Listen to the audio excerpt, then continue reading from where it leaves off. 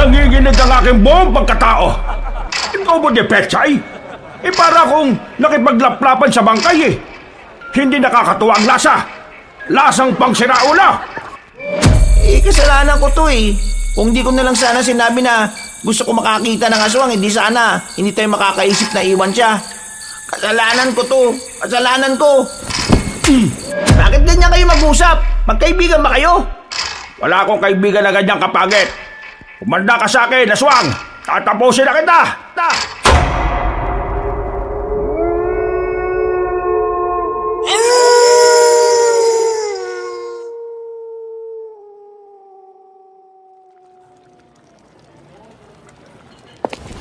Bilisan mo naman magpakulo. Bayan, tagal-tagal. Matatapos na yung kabila, oh. Anong bilisan? Buwang ka ba? Ang hina ng apoy eh, oh. Paano ko bibilisan? Bakit kasi di na lang tayo sa di kahoy na lutuan nagluto eh? Ang hina ng gasol na yan. At saka, bakit ba kayo nagmamadali? Hindi naman ito paunahan eh. Pasarapan to ng luto. Abot mo nga sa akin yung mga Ricardo. Ano to? Ricardo, ano ba yan? Adobong baboy, may pechay? Ewan ko ba dyan kay Bejer? Nag-iimbento na naman.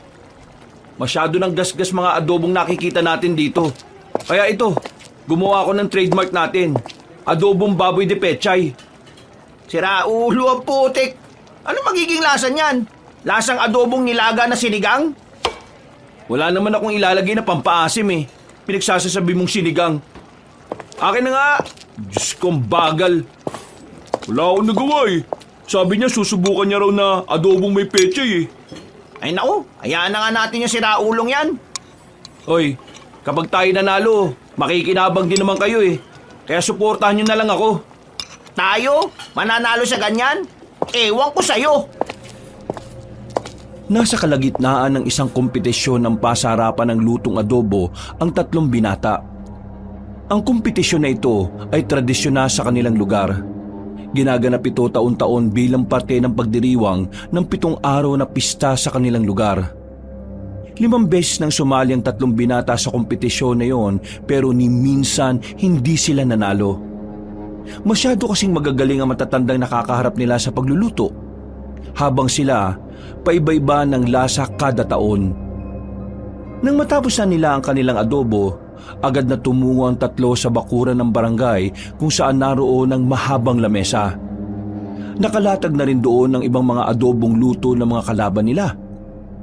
Paglapag pa lang nila ng kanilang dalang mangkok, nilapitan na sila ng matandang si Mang Ben. Isa itong kilalang kusinero sa bayan na siyang huhusga sa lahat ng kanilang luto. Ano ito? Bakit ako nakakakita ng pechay na tila ngumikit at bumabati sa akin? At ang sabi ng pechay eh, Mang Ben, kilalanin mo ako bilang bagong sangkap ng adobo. Ako ang pechay, ang gulay na nagbibigay kulay sa ating masalimuot na buhay. Naintindihan ko po kung naninibago kayo sa inihain namin. Pero saka nyo na po husgahan sana kapag natikman nyo na. Naninibago talaga kami kasi taon-taon may bago kang hinahalo sa adobo eh. Nung unang taon sa pagsali mo, nilagyan mo ng mangga ang adobo. Maintindihan ko pa kung pinya eh. Pero nagtaka ako, saan mo nakuha yung ideya ng mangga? Sa pangalawang taon, nilagyan mo yung adobo ng singkamas. Medyo ayos lang kasi hindi naman nakaka-apekto ang singkamas sa lasa ng adobo eh. Sa madaling salita, walang kwenta ang singkamas. Kaya bakit nilagay mo pa? Tapos sa pangatlong taon, salip na toyo ang hihalo mo sa adobo, dugo ng baboy ang hinalo mo, at nilagyan mo lang ng maraming asin. Kaya nang maluto na, nagbukas ang dinuguan na maalat. Tapos sa pang-4 na taon naman, nilagyan mo yung adobo ng kinadkad na nyog. Akala mo ba kahit nangingibabaw ang toyo hindi mo mapapansin ang tila makapal na hibla ng nyog na nagtatago sa mga karne? Hindi ako bulag, no? Nakita ko yon. At noong mga sandaling yun napayak na lang talaga ako Ang sabi ko, sa wakas, nakatikim na rin ako ng adobong buko salad. Sira ulo ka ba talaga? Nagsalad ka sa adobo? At sa pang-5 taon ng pagsali nyo, hindi ko ito makakalimutan. Buong buhay ko itong dadalhin. Alam mo ba kung bakit? Kasi hindi ako makapaniwala na may isang nilalang sa mundong ito na may kakayahan na haluan at gawing toyo ang alak. Gumawa ka ng adobong alak. Alam mo, sobrang sarap eh. Sobrang sarap mong sapakin. Dahil sa ginawa mo. Munti ka na akong malasing sa galit eh. Sa halip na toyo, pinagsabaw mo yung alak at dinaluan mo pa naman ng maraming asin. Anong klaseng utak meron ka? Tapos ngayon eto, pechay? Hampasin kaya kita ng pechay ni Aling Pureng. Ha? Napapakamot na lamang sa ulo si Bedger. Lahat naman kasi ng sinabi ni Mang Ben ay puro katotohanan lamang. Pinagtatawanan tuloy sila ng mga nasa barangay. Pati na rin ang matatandang kalaban nila sa paligsahan ng pagluluto. Pero walang pakialam si Bedger. Sa kanyang paniniwala, ang mga taong palaging sumusubok ng bago ay ang mga taong may malaking tsansa na magbago rin ang buhay. Dagdag niya pa, ang mga taong ayaw sa pagbabago ay ang mga taong takot harapin ang tunay na hamon ng buhay. Makalipas ang ilang sandali, natapos na rin ang lahat ng contestant sa pagluluto. Nakalatag na ang halos 10 mangkok sa mahabang lamesa. Si Bedger lang ang tanging lalaki at mas nakababata. Lahat ng kalaban niya ay mga senior citizen na. Matatandang tipong sa pagluluto na kumulubot ang muka. Yung mga tingin sa kanya ng mga kalaban niya, para siyang lalamunin ng buhay. Parang nang iinsulto, tila minamaliit ang luto niyang adobo. Pre, sigurado bang may palag tong adobo natin? Tingnan mo yung sa kanila oh. Yung adobo nila parang ihahain sa hari eh. Itong adobo natin, parang sa aso't pusa lang eh. At saka pre, tingnan mo oh. Unang tingin pa lang ang sarap ng tikman. Eh yung atin, parang ang sarap sapakin nung nagluto. Alam niyo kayo, para kayong mga timang no? Salip na suportahan niyo yung gawa natin, kayo pa mismo yung unang nanlalait eh. Eh kasi naman pre, bakit ba hindi ka nalang magluto ng pangkaraniwang adobo? Hindi naman yan experiment eh. Lagi ka nalang may pauso. Tingnan mo Bedger oh, tayo lang yung pinagtatawanan dito eh. Pabayaan mo sila. Ayaw lang kasi nila ng pagbabago. Eh ano naman kinalaman ng pagbabago rito? Ang pagbabago, dapat sinisimulan natin sa maliliit na bagay. Ang paraan ko ng pagbabago sinisimulan ko sa adobo. Pagbabago para sa tradisyon ng mga adobo. Gawing normal ang paglalagay ng mga bagong sangkap. Ewan ko sa'yo, sira ulo. Hindi nagtagal ay nagsimula ng tikman ni Mang Ben ang mga luto. Kada titikman ni Mang Ben ng ibang adobo, para itong mababaliw sa sarap. Naluluha pa sa sobrang saya. Namumula mukha nito sa sobrang kilig. Pero nang tumapat na ito sa adobo nila Bedger, biglang nawala ang ngiti nito. Sumeryoso ang buong paligid. Pabalik-balik ang tingin ni Mang Ben kay Bedger at sa adobong gawa ng binata. Hindi ko alam pero pakiramdam ko sisirain dito ang katinoan ko ngayong araw eh. Pero dahil isa akong tagasunod ng sining ng pagluluto, handa kong igalang anuman ang resulta ng niluto mo. Ang hiling ko lang, ito sana ay gabayan ng Panginoon. Ang iyong adobo ay maging modelo ng kabataan. Mang Ben, adobo lang yan. Hindi yan parte ng pagkatao ko o ng iba pa. Ang dami niyong drama eh. Tikman nyo na kaya nang malaman nyo na yung pakiramdam na makalimot ng pangalan sa sobrang sarap. Eh kapag hindi ito masarap, ikaw ang kakalimutan ko. Nang hawakan na ni Mang Ben ang kutsara, nagsimula ng kumabog ang dibdib ni Bedger. Si Ingo at Franco naman ay napapayuko na lamang dahil sa hiya. Nang sumandok na si Mang Ben ng adobo, tila bumagal ang paligid. At tila ang tanging naririnig ni Bedger nung mga sandaling yon ay walang iba kundi ang tibok ng kanyang puso. Pero sa kabila ng kaba na nararamdaman, nasasabik siya kung ano ang magiging reaksyon ng huradong si Mang Ben. Kampante siya na ang adobo niyang yon ay ang mangingibabaw sa lahat. Hindi siya maaaring magkamali. Yun na ang pinakamasarap na adobong ginawa niya. Habang papalapit na ang kutsara sa bibig ni Mang Ben, nanlalaki ang mata ng mga naroon na parabang doon nakasalalay ang mood ng lahat. na parabang ang lasa ng adobo ni Bedger ang magliligtas sa sanlibutan. Nang matikman na ni Mang Ben ang adobo na niluto ni Bedger, sumilay ang malapad ng ngiti ng matandang lalaki. Napangiti na lang din si Bedger.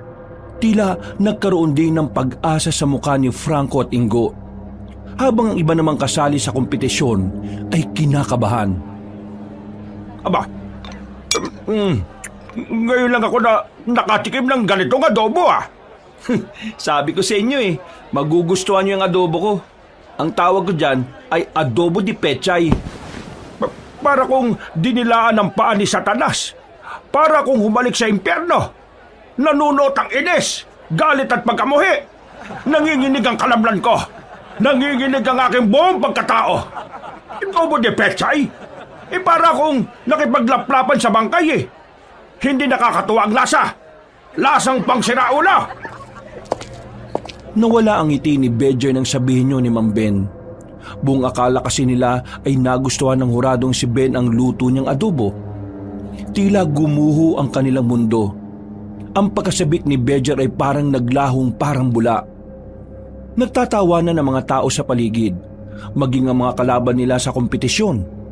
Napapakamot na lamang sa ulo si Bedger. Isa na namang kapalpakan ang nagawa niya sa larangan ng pagluluto. Ano bang pumasok sa isip mo, Bedger? Naniniwala kasi ako na ang pagbabago ay dapat inuugali ng tao. At ang pagbabago, pwede natin itong simulan sa maliit na bagay. Pwedeng simulan sa Bedger, ang pagbabago ay hindi ginagawa sa lahat ng bagay at hindi ginagawa sa lahat ng sitwasyon. May mga parte lang ng buhay ng tao kung saan kailangan natin ng pagbabago. Pero may mga parte din naman na hindi natin to kailangan. May dalawang aspeto na mahirap baguhin sa lipunang ito. Una, mahirap baguhin ang mga bagay na nasanay na sa sirang sistema. Mga bagay na nilamon na ng kabulukan. Pangalawa, mahirap baguhin ang mga bagay na hindi na dapat binabago. Mga bagay na hindi na dapat binabago? Bakit mo kailangan baguhin ang isang bagay na wala namang problema? Kagaya na lang ng adobo na ginagawa natin. Kung iisipin mo iba-iba ang bersyon ng adobo na nakahain dito. Pero iisa pa rin ang diwa nito. Masarap. Hindi nila binago. Bagkos, dinagdagan lang nila ito. Kumbaga sa tao character development ang tawag nila dito. Na-develop mo ang bagong kakayahan at personalidad na makakatulong sa pag-usbong mo bilang tao. Ganon din sa niluluto natin. Mananatili ang orihinal at tradisyonal. Pero maaari natin silang paunlarin. Kitam? Hindi natin sila binabago. Pinapaunlad lang natin sila. Pero ang ginagawa mo, binabago mo ang adobo. Gumagawa ka ng sarili mong bersyon na kung saan binubura mo na ang tunay na pagkakakilanlan ng adobo. Tandaan mo, Bedger ang pagbabago na bumubura sa pinagmulan ay kapatid ng paglimot sa pinag-ugatan. Magbago ka ng pananaw, Bedger. Pero hindi mo kailangan baguhin kung sino ka dahil walang mali sa'yo. Nasa pananaw mo lang sa buhay. Napapatango na lang ang ibang mga matatanda na naroon. Kahit ang kapitan ng barangay ay sumang-ayon sa sinabi ni Mang Ben. Samantala, nakaramdam naman ng tuwa si Bedger. Sa halip kasi na mapahiya na naman dahil sa adobo niya, meron pa siyang natutunan. Kaya hindi kita mapapatawad sa pagyurak sa imahe ng adobo. Hindi mo ba alam na ang adobo ay ang pinakakilalang pagkain ng mga Pilipino? Isa kang lapastangan na lagyan ng pechay ang adobo. Napapakamot na lamang si Bedger ng mga sandaling yun. Nang matapos na ang kompetisyon, lumabas na rin ang resulta. Kagaya ng mga nakaraang taon, huli na naman sa listahan ng adobo di pechay ni Bedger. Bagsak ang kanilang balikat nang bumalik na sila ng bahay. Pre, di naman kasi lasang adobo yung niluto mo Ang pait. Masyadong kumatas yung pechay. Bakit ba kasi hinaluan mo pa ng pechay Sa susunod, pre, huwag ka na lang sumali kung maglalagay ka na naman ng kung ano-ano sa adobo. Sasali pa rin ako, lalo na ngayon. Alam ko na ang tunay na kahulugan ng pagbabago. Ay nako, bahala ka nga. Basta kami mga kaibigan mo nandito lang. Susuportahan ka namin kahit na ano pang ihalo mo. Baka sa susunod, haluan mo naman ng isang buko yung adobo ha. Hindi na talaga kita mapapatawad. O baka mamaya lagyan mo pa ng ampalaya. Maraming salamat sa inyo mga pare ha. Ilang oras ang nakalipas, sumapit na rin ang kinagabihan. Habang nagpapatunaw ng kinain sa tapat ng kanilang bakuran, biglang dumating ang matandang si Ben. Nagkatinginan silang tatlo. Matagal naman na nilang kilala si Mang Ben. Kaibigan ito ng mga magulang nila. Kaya kahit na papaano, meron din silang pinagsamahan. Kaya nga lang, hindi naman sila close sa isa't isa. Ang tingin lang nila sa matandang lalaki ay kilalang manluluto sa kanilang baryo. Oh, Mang Ben, napadaan yata kayo. Bakit po? Hindi niyo ba ako papapasukin?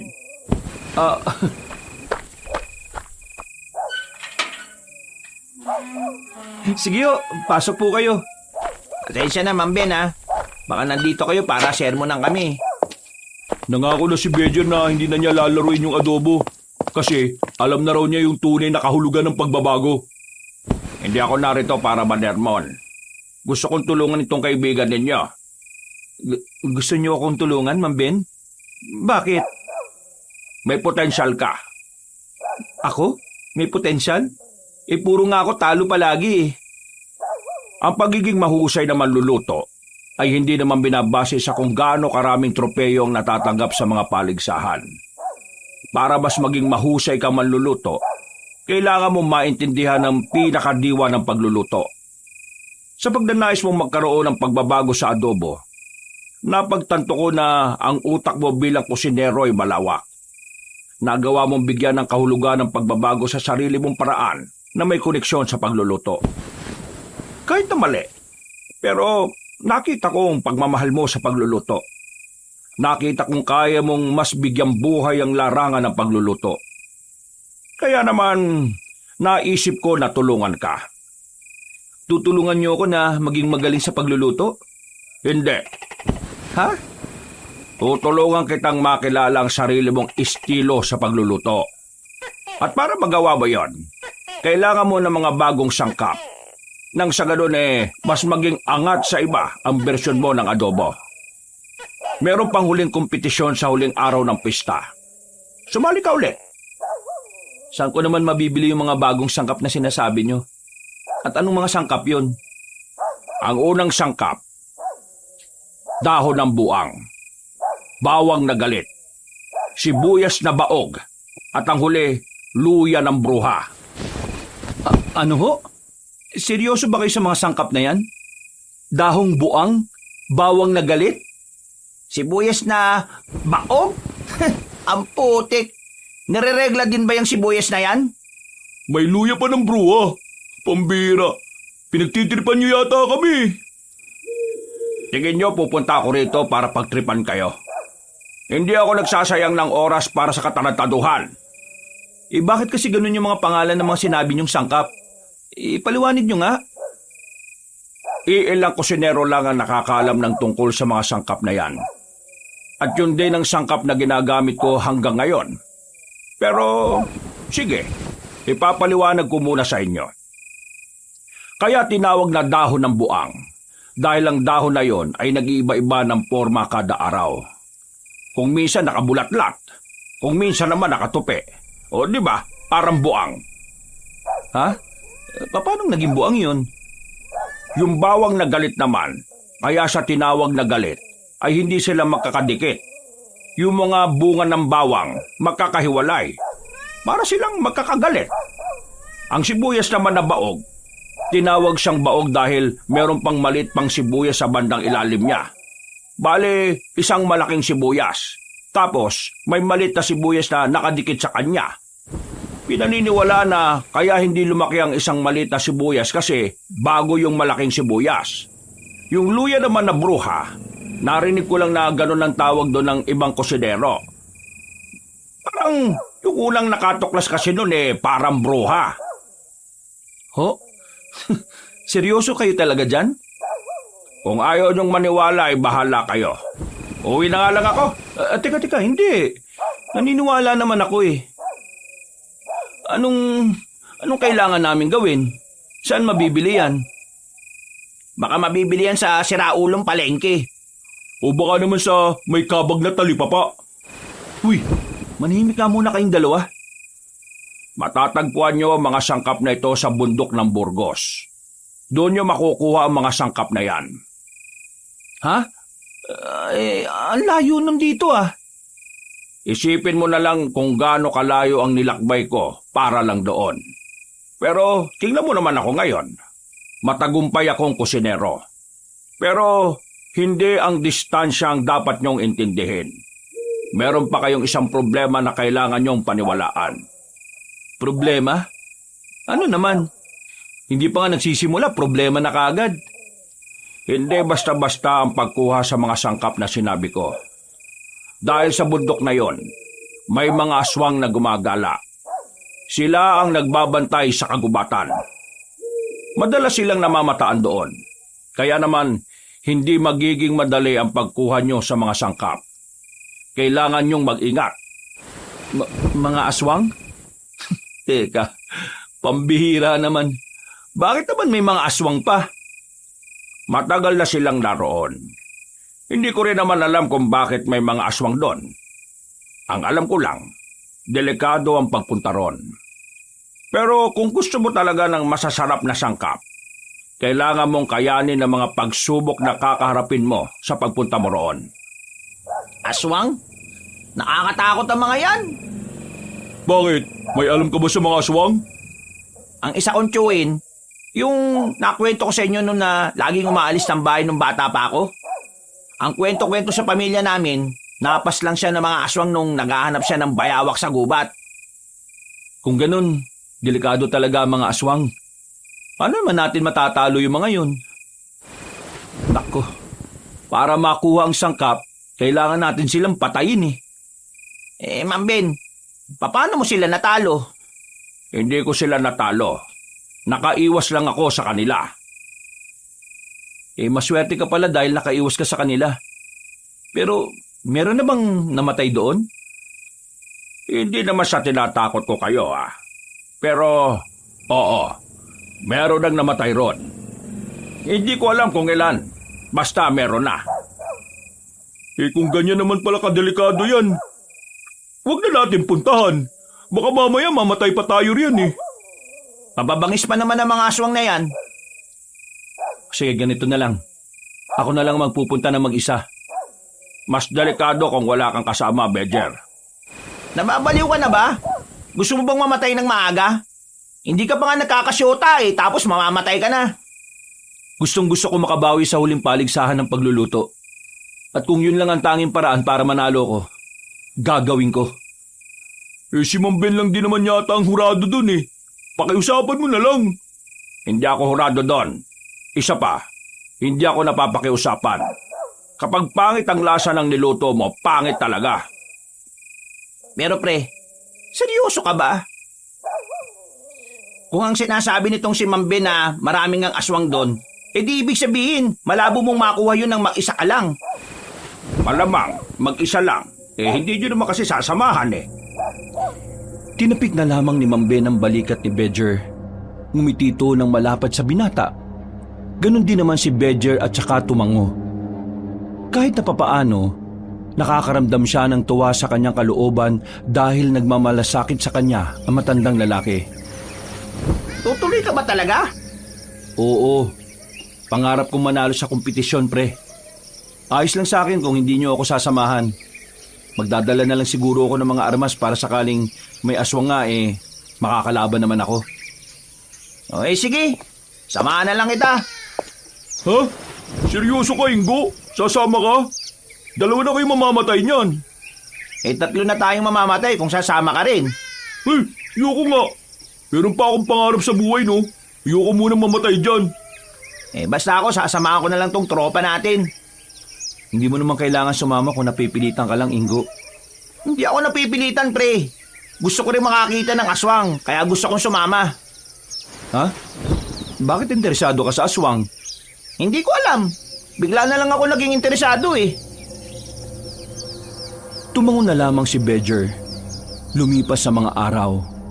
Nilibang na lang muna nila ang sarili. Unang araw kasi ng pista sa kanila kaya sobrang dami pang ganap. Nagtungo sila sa mga palaro sa bandang barangay. Nakisali sila sa mga yon.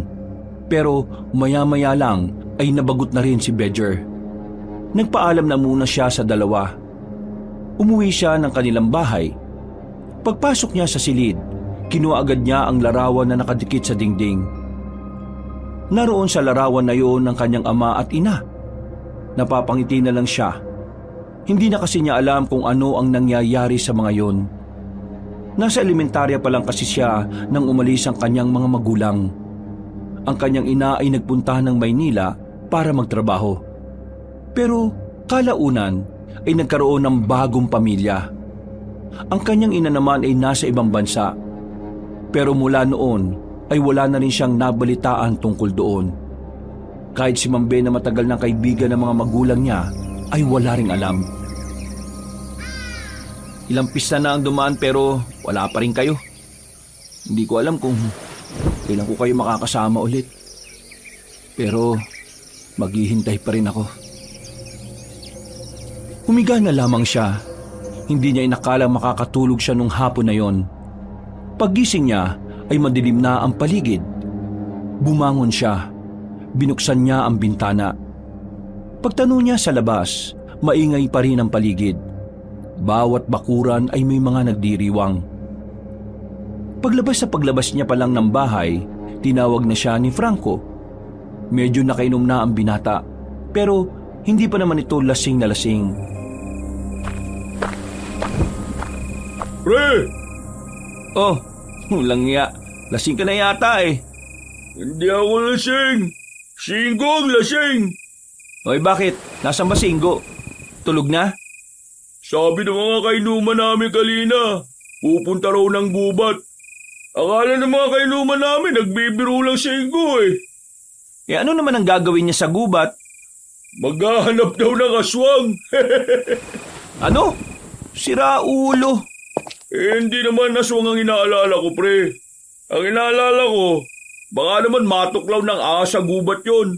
O baka mabagok. Lasing na yun, pre. Gegewang-gewang na maglakad. Kung ano-ano na nga rin ang sinasabi. Crush niya raw si Aling Pepang. Sira ulo talaga.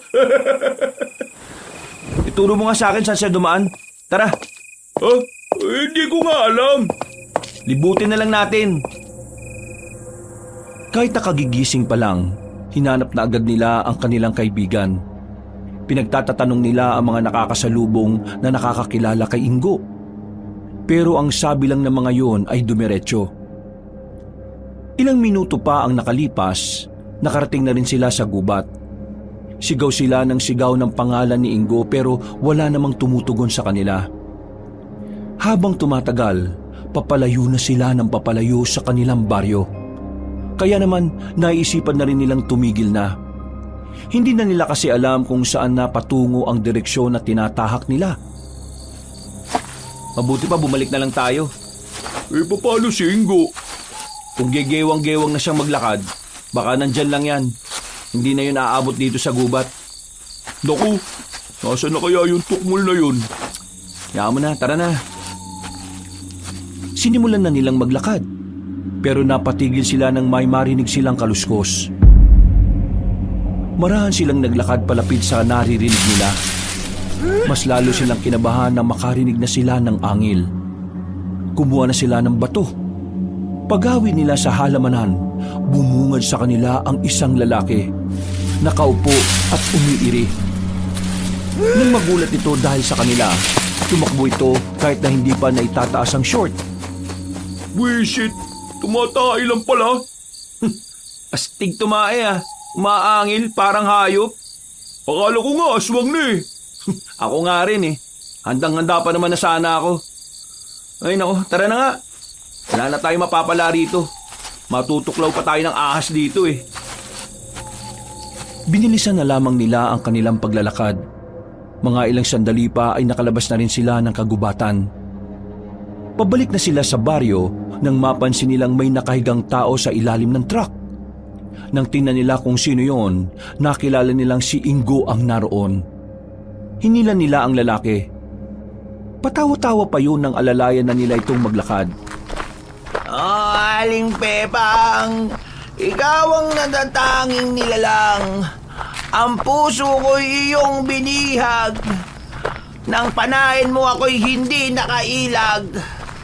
Oh, Aling Pepang, meron ka pa balang asim? Kaya ang puso kong ito ay gusto kang mapa sa akin. Huy, tarantadong pinagsasabi mo. Ganyan nga yan eh. Nung nakaraan si Aling Puring yung binabanggit niya. Ngayon naman si Aling Pepang. Dali na nga lang natin to sa bahay. Doon din muna kayo matulog. Ha? Oo, sige. Napapailing na lamang si Bedger ng mga sandaling yon. Pagdating nila sa bahay ay agad na pinahiga ni Bedger ang lalaki sa kanyang katre. Tulog namang kagad si Ingo. May problema ba yan? Bakit nagiinom to ng marami? Ewan ko dyan. Mukhang buang na yan. Bukas pag nauna kang magising, magluto ka na lang ng sabaw ha. Oo, sige. Bumalik na lamang sa tulog si Bedger. Paghiga niya ay bumalik na naman sa isipan niya ang tungkol sa mga sangkap na kailangan niyang kunin. Pero kapag naiisip niya yon, naalala niya rin ang panganib na maaaring mangyari sa kanya. Aminadong kinakabahan din siya sa magiging lakad nila ni Ingo. Kinabukasan ay maagang nagising ang tatlo. Tutal ay wala naman silang gagawin, nagluto na lamang sila ng mga order sa kanila. Ang pagluluto na rin kasi talaga ang naging hanap buhay ng tatlo. 4 na putahe ang pinaluto sa kanila para sa paghanda sa pista. Mga bandang tanghali lang ay natapos na rin sila. Ang sakit talaga sa tenga ng tambol na yun. Tumigil pa dito ng matagal. Hindi pa aalis kung hindi tayo nag-abot. Ano ka ba? Buti nga may ganun eh. Kahit papaano masaya ang pista natin kasi maingay. Palibasa kasi mga pinakikinggan mo puro kabalbalan lang eh. Ang tawag dyan, drum and lyre. Puro kabalbala ng putik. Ikaw nga kapag nalalasing ka, puro senior citizen ang target mo eh. Ha? Pinagsasabi mo? Pinagsasabi ko, kagabi, tumutula ka pa tungkol kay Aling Pepang. May nalalaman ka pang ano? Ano ba yun, pre? Ganito sinabi niya oh. O Aling Pepang, meron ka pa palang asim. Kaya ang puso kong ito'y gusto kang mapa sa akin. Ganyan na sinabi mo, Ingo. Ha?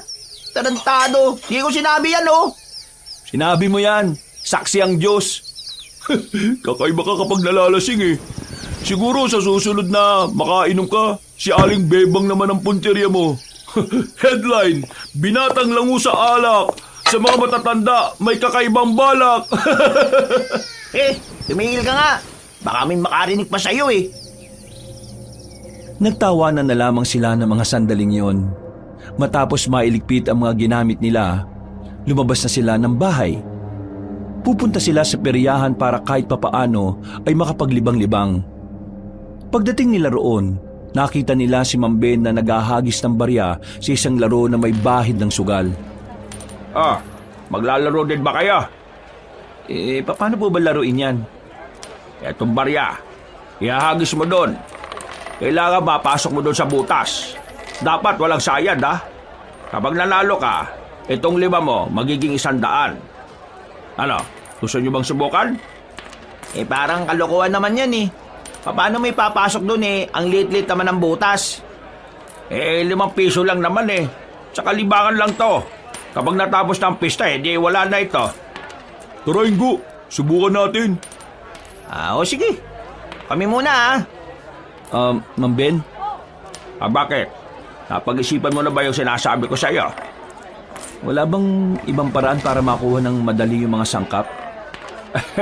Pasensya na pero wala eh. Lahat ng kakilala kong kusinero na nagpunta, kinailangan din nilang dumaan doon sa ganong senaryo. Kaya nga sabi ko, kung ikaw lang mag-isa, delikado. Mas maganda nga na sana marami kayo. Kasi nung ako nagpunta, Marami naman akong kasama eh.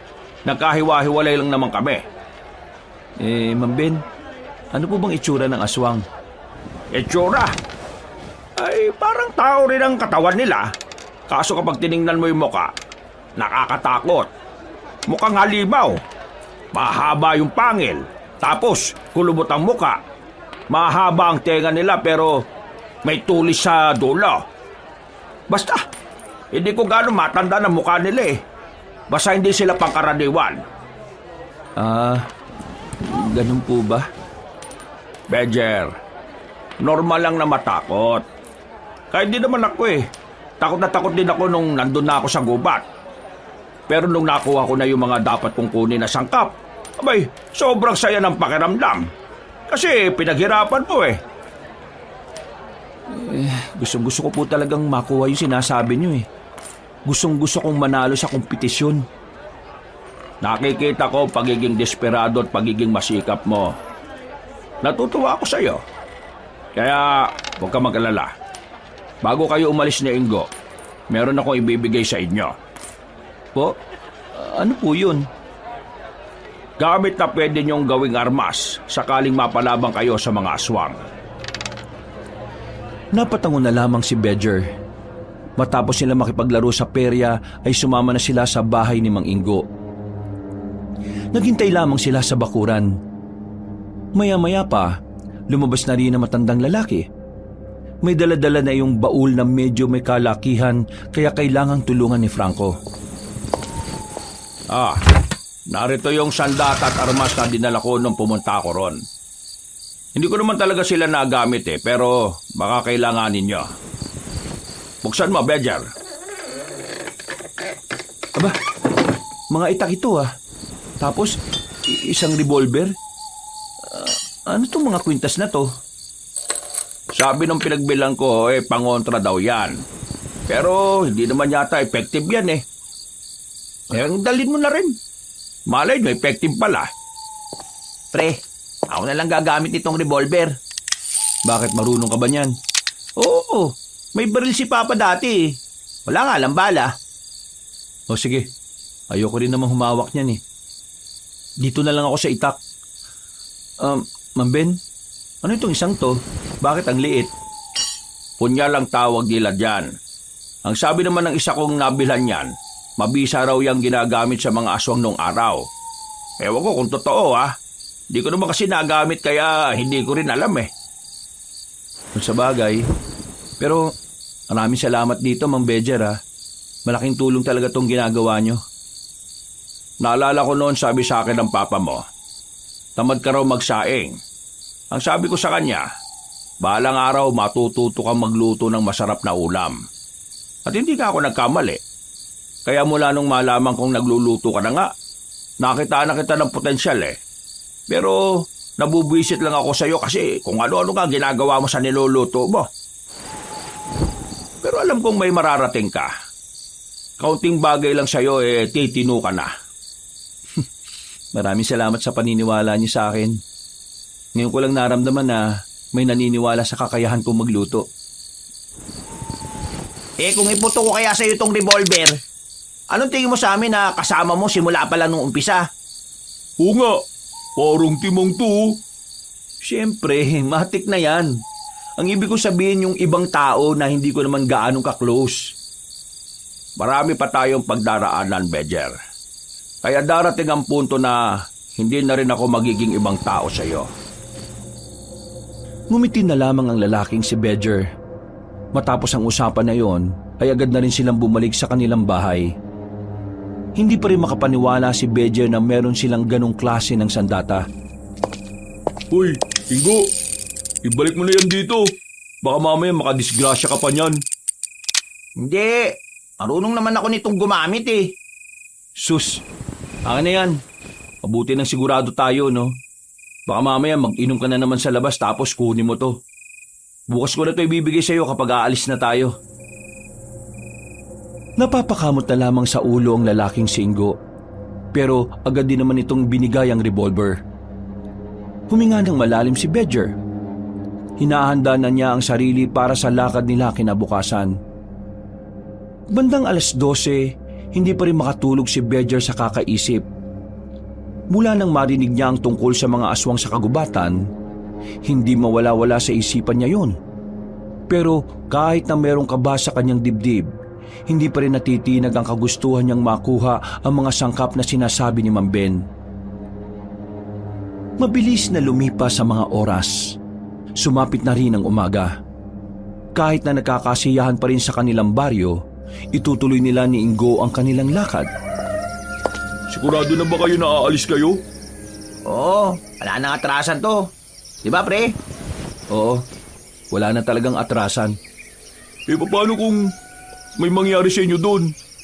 Baka nakakalimutan nyo aswang yung pwede nyo makaharap. May mga dala naman kaming sandata eh. At saka, kung si Mang Ben nga nakaligtas noon, sigurado naman na makakaligtas din kami ngayon. Total, hindi ka naman sa asama at araw ng linggo ngayon. Magsimba ka na lang at ipagdasal mo na lang kami. Na sana, walang mangyari masama sa amin. O siya, sige na. Aalis na kami. Mahirap nang abutin pa kami ng gabi doon. Sabi ni Mang Ben mas maganda kung maliwanag pa marating na rin namin yung bundok ng Burgos. Teka, sumama na lang kaya ako. Huwag mong pilitin ang sarili mo kung nag-aalangan ka. Baka mas lalo ka lang mabulilyaso. Oo nga, dapat bukal sa kalooban mo. O sige, sasama ako. Ang kulit mo, wag na nga. Bukal nga sa kalooban ko sumama. Di ba takot ka mamatay? Bakit ka sasama? Para kasama ko kayo. Ganon mo kami kamahal? Dapat na ba kaming umiyak? Mga buwang, tara na nga. Hindi na nila pinigilan pa ang lalaking si Franco. Magkakasama silang umalis. Kahit na malayo-layo pa sila sa kanilang destinasyon, nararamdaman na ni Bedger ang kaba niya. Hindi niya yun magawang pigilan. Ito ang bayad Salamat Etong bundok na ito yung sinasabi ni Mang Ben. Nasa bandang itaas pa raw yun Kaya akitin na kaagad natin habang maaga pa. O Franco, handa ka na ba? Walang rereklamo Sasama-sama ka kaya dapat kayanin mo yung mahabang lakaran. Anong tingin mo sa akin, mahina? Tara na! Sinimulan na rin nila ang paglalakad. Pumasok na sila sa kagubatan. Paakyat ang dinaraanan nila kaya mas madali silang napagod kahit wala pa silang kalahating oras na naglalakad.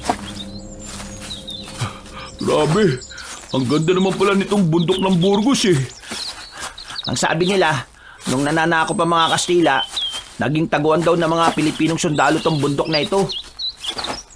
Sus, gawa-gawa na naman to ng kwento. Totoo ang sinabi ni Ingo. Alam ko rin ang kwentong yun.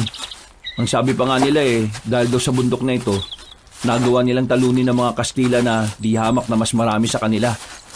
May mga bit-bit pang araw baril Siguro, natalo nila ang mga Kastila dahil na rin sa forma nitong bundok. Tingnan nyo, ang daming pwedeng pagtaguan. Kaya makasaysayan tong bundok na ito. Kaya nga nagulat ako sa sinabi ni Mang Ben na may mga aswang na gumagala rito Tingnan nyo mga pre parang ang peaceful naman dito Huwag kang makampante. Minsan kung ano yung tahimik yung pala yung delikado. Mismo, nakakabigay nga katahimikan Nang may marinig silang mga kaluskos sa taas ng puno ng sampalok ay napatigil sila sa kanilang paglalakad. Nakakatinginan ng tatlong magkakaibigan.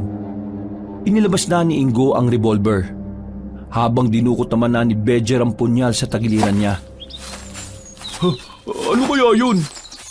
Alerto kayo May aswang na ba kapag maliwanag? Hindi naman sila napapaso sa sinag ng araw Kaya oo, meron. Marahan silang lumapit sa puno ng sampalok. Pagtingala nila, nagulat sila nang makita nila ang isang unggoy na naroon. Tumalon yun pababa. Nakatayo ang unggoy sa harapan nila na parabang naiintindihan kung ano ang ginagawa nila. Pero laking gulat nila nang may damputin ng unggoy. Patawa-tawa pa sila pero bigla na lamang silang binato ng sanga. Tinamaan si Franco sa muka. Nakailag naman si Ingo at Bedger. Pagkatapos mamato ng unggoy ay agad na rin yung tumakbo paalis. Aray! Visit na unggoy yun ah! Habulin ko yun! Uy! Paawat ka! Unggoy lang yun eh. Mas masahol ka pa sa unggoy kapag pumatol ka sa unggoy. Di mo ba nakita ginawa sa akin? Binato niya ako eh. Franco, kalma. Ikaw yung mas may isip sa inyong dalawa. Papatulan mo pa ba yung unggoy? Yung sakit kaya! Hindi na lamang nila pinansin ang unggoy na yon at nagpatuloy na rin sila sa kanilang paglalakad. Makalipas ang halos 1 oras, nasa pusod na rin sila ng bundok ng Burgos. Noong mga oras na yon ay nakakita na sila ng mga halaman na kakaibang itsura. Mga halaman na hindi pa nila nakikita sa buong buhay nila. Tingnan niyo itong isang to, oh. Kakaibang halaman. Hula ako pangalan nito. O sige, ano? Pinamulang libag. Tingnan niyo kasi oh, mapula pero mukhang malibag. Dami mo talagang alam kapag katarantaduhan eh, no? Nagtawanan na lang ang tatlo habang naglalakbay pa rin sila. Kaunting lakad pa nila, narating na rin nila ang Batis. Mukhang tahimik ang lugar na yon. Tanging mga huni lamang ng mga ibon ang maririnig. Unang tingin pa lang nila sa lugar, nakakaramdam na sila ng kaginhawaan. Pahinga na muna tayo dito. Kanina pa tayo naglalakad eh. Mamaya na tayo magpahinga kapag nakakuha na natin yung sangkap. Mahirap na kapag ginabi tayo. Mas maganda kang gabihin tayo eh. Kasi sa gabi ko lang yata sila makikita. Sira ulo ka ba? Paano kung ikamatay natin?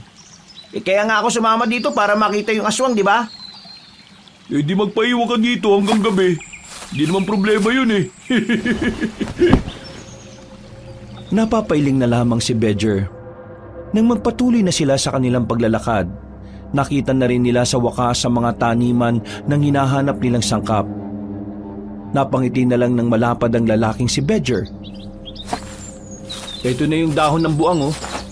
Pre, ito rin yata yung luya ng bruha. Nakausli eh. Nandito naman yung bawang na galit at sibuyas na baog. Ito na nga. Siguradong mananalo na ako sa huling patimpalak ng pagluluto natin. Oh, nakuha na natin ang gusto mo. Pwede na tayong umuwi habang tanghali pa lang. Teka. Parang may mga kakaiba pang tanim dun eh oh. Oo nga, libutin na muna natin. Maaga pa naman eh. Ang usapan natin, uuwi na kagad tayo kapag nakuha na natin yung kailangan natin, di ba? Ang usapan kasi, hindi ka kasama sa usapan. Bigla ka lang naman sumama eh. Kaming dalawa lang naman ni Bedger. Balak pa talaga namin maglibot. Aba, kasalanan ko pa talaga ngayon ha. Ikaligtasan lang naman natin ang iniisip ko eh. Franco, sumama ka na.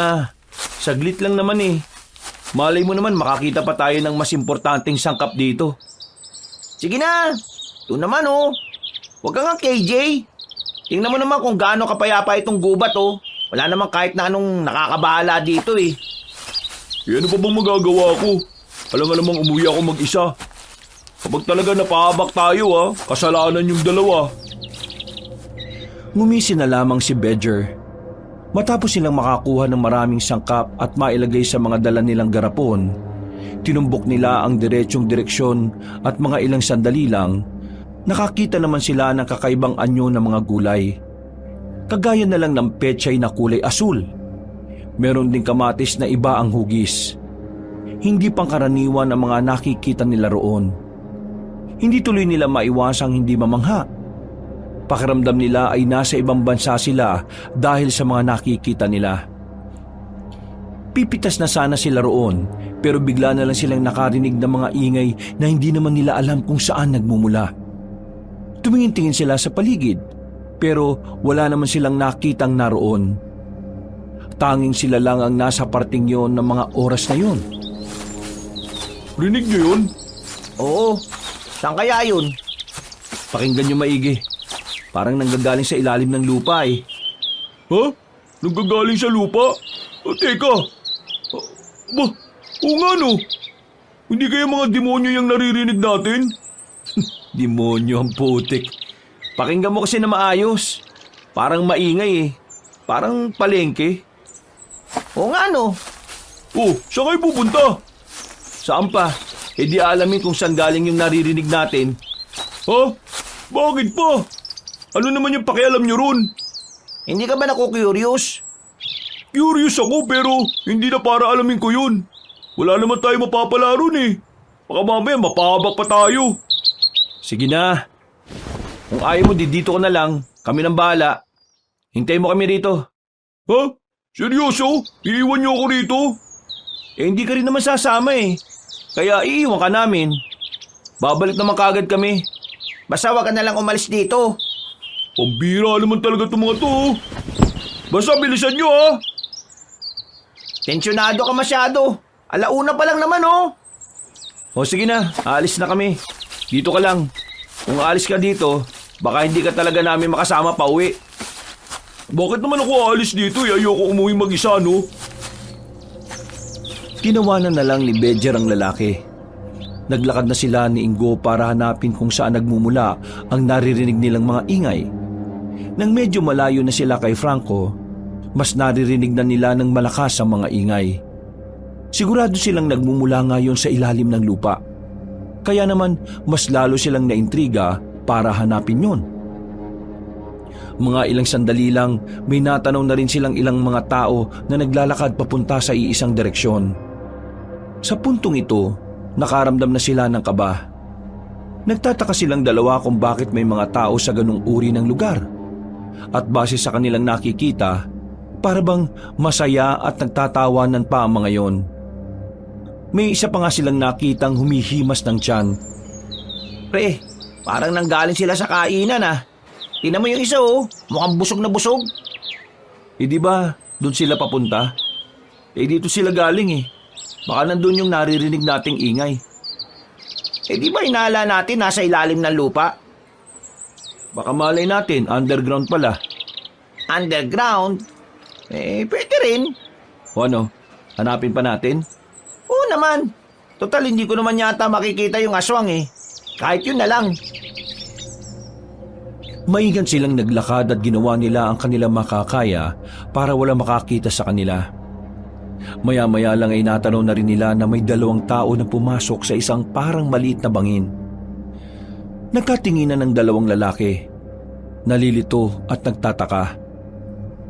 Para masagot ang mga katanungan sa kanilang utak, nagmamadali silang lumapit doon. Nakita nilang may lagusan pala roon pa ibaba. Nung una, nagdadalawang isip pa sila kung papasukin nila ang butas na yon. Pero dahil sa kurisidad na unti-unting lumalamon sa kanilang sistema, tuluyan na rin silang bumigay. Pumasok sila roon. Nakita nila sa ibaba ang hagdanan at meron ding ilaw roon. Napapalunok na lamang sila ng laway dahil sa kabang nararamdaman. Pero mas nangibabaw talaga ang pagnanais nilang malaman kung ano ang meron sa loob. Pagbaba nila ay agad nilang tinahak ang daan. Para silang nasa ilalim ng minahan. May lampara kasing nakadikit sa bawat pader. Pre, mukhang alanganin tayo dito ah. Baka mamaya meron tayong makasalubong. Wala tayong mapagtataguan. Kung ganon, magpanggap na lang tayo na lagi tayo nagpupunta rito. Wala rin naman tayong gagawing masama eh. Kakasabi lang nila pero bigla na lang may nakakita sa kanila. Nakasalubong nilang tatlong lalaki na marumi ang damit. Nakatingin sa kanila ng seryoso at parang inaalam kung sino sila at saan sila galing. Hindi nakapagsalita ang dalawa. Kinakabahan, tensyonado. Pakiramdam nila ay lalagnatin sila dahil sa kaba. Umiling-iling lang ang tatlong lalaki at naglakad na rin paalis. O di ba? Wala silang pakialam. Kung ganon, ibig sabihin, wala namang illegal na nangyayari rito.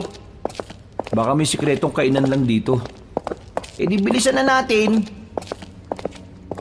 Medyo nasasabik pa ang dalawa nang bilisan na nila ang kanilang paglalakad. Medyo namamangha sila sa kanilang nadadaanan. Para kasi silang nasa hotel na ang tema ay sa ilalim ng lupa. May mga nadaanan silang mga silid na kung saan merong nagiinuman sa loob. May iba pa rin silid na may mga pinto at may numero pang nakadikit. Palagay ng dalawa, ang mga silid na yon ay parang pahingahan ng mga guest. Anip, may ganito palang lugar dito sa bundok ng Burgos ano? Kaya nga eh, hindi ko rin inakala na may ganito pala. Alam kaya ni Ma'am Bento? Tingin ko hindi eh. Kasi kung alam niya, baka ito yung una niyang sinabi sa atin. Kung sa bagay, may tama ka naman. O tara, hanapin natin yung sinasabi ng mga nakakasalubong natin na kainan. Mukhang masarap dun eh. Oo, nagugutom na rin ako eh. May dala naman akong pera dito. Parang mga batang nasasabik ang dalawa. Wala silang pakialam sa lugar na kinalalagyan nila. Ang tanging nasa isip lamang nila ay matagpuan ang sinasabing restaurant. Base kasi sa mga naririnig nilang usap-usapan doon, wala raw katulad ang mga pagkain doon. Isa pa, kaya gustong makarating ni Bejer doon ay dahil gusto niyang makausap ang nagluluto roon. Gusto niyang makakuha ng mga bagong taktika sa pagluluto. Hindi nagtagal, nakita na rin nila ang kainan. Maraming tao sa loob. Halos magsiksika na. Kaya hindi nila alam kung paano sila roon kakain. Papasok pa lamang sila ay hinarang na sila ng isang magandang babae. Meron pa itong apron. Kaya agad nilang naisip na baka taga-kusina ang babaeng yon. Bawal kayo sa loob. Sumunod kayo sa akin. Miss, kakain sana kami. Bakit kami bawal? Oo nga, miss. Ang hirap kaya hanapin ang lugar na ito. Bawal kayo sa loob. Sumunod kayo sa akin. Ha? Bakit naman? Sumunod kayo sa akin kung ayaw niyo mapahamak. Miss, pinagbabantaan mo ba kami? Hindi. Pero kailangan niyong umalis dito. Sumunod kayo sa akin. Sasabihin ko ang dahilan. Bakit kasi di mo pa sabihin dito? Hindi to pwedeng marinig ng iba. Susunod ba kayo o hindi na kayo makakalabas dito? O sige pre, sundan na lang natin. Basta miss, sabihin mo sa amin kung bakit ha. Hindi na nagsalita ang babae. Nagmamadali itong naglakad at napapaisip tuloy ang dalawa kung ano ang nangyayari. Dinala sila ng babae sa isang silid na tanging trapal lang ang nagsisilbing takip sa pintuan. Pasilip-silip pa ang babae sa labas. Hindi kayo dapat nandito. Hindi nyo alam kung anong pinasukan nyo. Magpapakamatay na ba kayo? Ha? Hindi ah. Kaya lang naman kami narito kasi narinig namin yung ingay mula rito hanggang sa taas. Kaya ayun. Tapos nalaman namin na meron pala masarap na kainan dito. Miss, sino ka ba? Bakit mo ba kami pinagbabawalan? Hindi na mahalaga kung sino ako. Ang mahalaga umalis na kayo dito. Bakit nga? Ano bang problema? Mukha ba kaming magnanakaw? Mukha ba kaming kampo ng kadiliman? Kakain lang kami, may pambayad naman kami. Dahil ang lugar na ito ay hindi para sa mga tao. Para ito sa mga aswang. Ang lahat ng nakikita nyo kanina ay mga aswang. Mga aswang ang kumakain sa restaurant na nandito sa ilalim ng lupang ito. At kung hindi kayo aalis dito, malalaman at malalaman nila na tao kayo. Ha? Anong aswang pinagsasasabi mo, miss? Nakakasalubong nga lang namin yung mga tao rito eh. Hindi naman nila kami pinapansin. Oo nga. Kung aswang sila di dapat alam kagad nila na tao kami. Dapat kakainin na nila kagad kami. Tingnan mo nga nakarating pa kami rito at nasa harapan mo pa. Ang mga aswang dito ay walang mga pang-amoy. Kaya hindi talaga nila malalaman na tao kayo sa isang tingin lang. Pero mamaya, kapag nagtagal pa kayo rito, madali na lang nila matutukoy kung ano kayo. Hindi kayo pwedeng magtagal sa paningin nila dahil malalaman nila ang mga palatandaan ng isang tao. Teka. Sige, sabihin na nga natin ng mga aswang ang narito. Di aswang ka rin. Hindi ako aswang. Hindi nga. Kasasabi mo lang na mga aswang ang mga nandito eh. Mahabang kwento. Basta, maniwala na lang kayo. Hindi ako aswang. Sila ang mga aswang. Lahat na nandito maliban sa akin at sa dalawa ko pang mga kasama sa restaurant. Hindi kami mga aswang. Sinasabi mo ba na pinaglulutuan nyo lang yung mga aswang? Mismo. Bakit nyo naman gagawin yon? Ang dami niyo pang tanong. Bakit may dinala kayo maniwala? Paano naman kasi kami maniniwala sa'yo? Ngayon ka lang naman namin nakita. Bigyan mo nga kami ng katibayan para maniwala kami sa mga sinasabi mo. Ay nako, sakit naman ninyo sa ulo. Kayo na nga itong nililigtas sa tiyak na kapamakan. Kayo pa itong matigas ang ulo. Bibigyan mo lang naman kami ng patunay eh. Kung wala kami bibigay na patunay, isa lang ang ibig sabihin nun. Hindi ka namin dapat paniwalaan. O sige, sumunod kayo sa akin. Sunod na naman? Baka mamaya ikaw pala may masamang balak sa amin ha. Gusto niyo ng patunay sa mga sinasabi ko, di ba? Sumunod kayo kung gusto niyo malaman. Patutunayan ko sa inyo na aswang ang mga naririto. Nagkatinginan ng magkaibigan. Wala silang tiwala sa babae. Pero para magkaroon na rin ng katahimikan ng kanilang utak, papatusin nila ang sinasabi sa kanila. Sinundan na naman nila ang babae. Lumabas sila sa silid na yon at nagtungo sa panibagong silid. Pero sa pagkakataong ito, mas malaki ang silid na naroon. At pagpasok pa lang nila, umaalingasaw na ang amoy. Meron silang naaamoy na talaga namang nakakapagpasakit ng kanilang ilong at ulo. Walang ya. Bakit ganito amoy dito? Parang mundo ng utot to ah. Miss, ano ba itong mga pinasukan natin? At saka, ano yung mga nakatakip? Yung mga nakatakip na yan ang nagpapatunay na totoo mga sinasabi ko. Lumapit ang babae roon.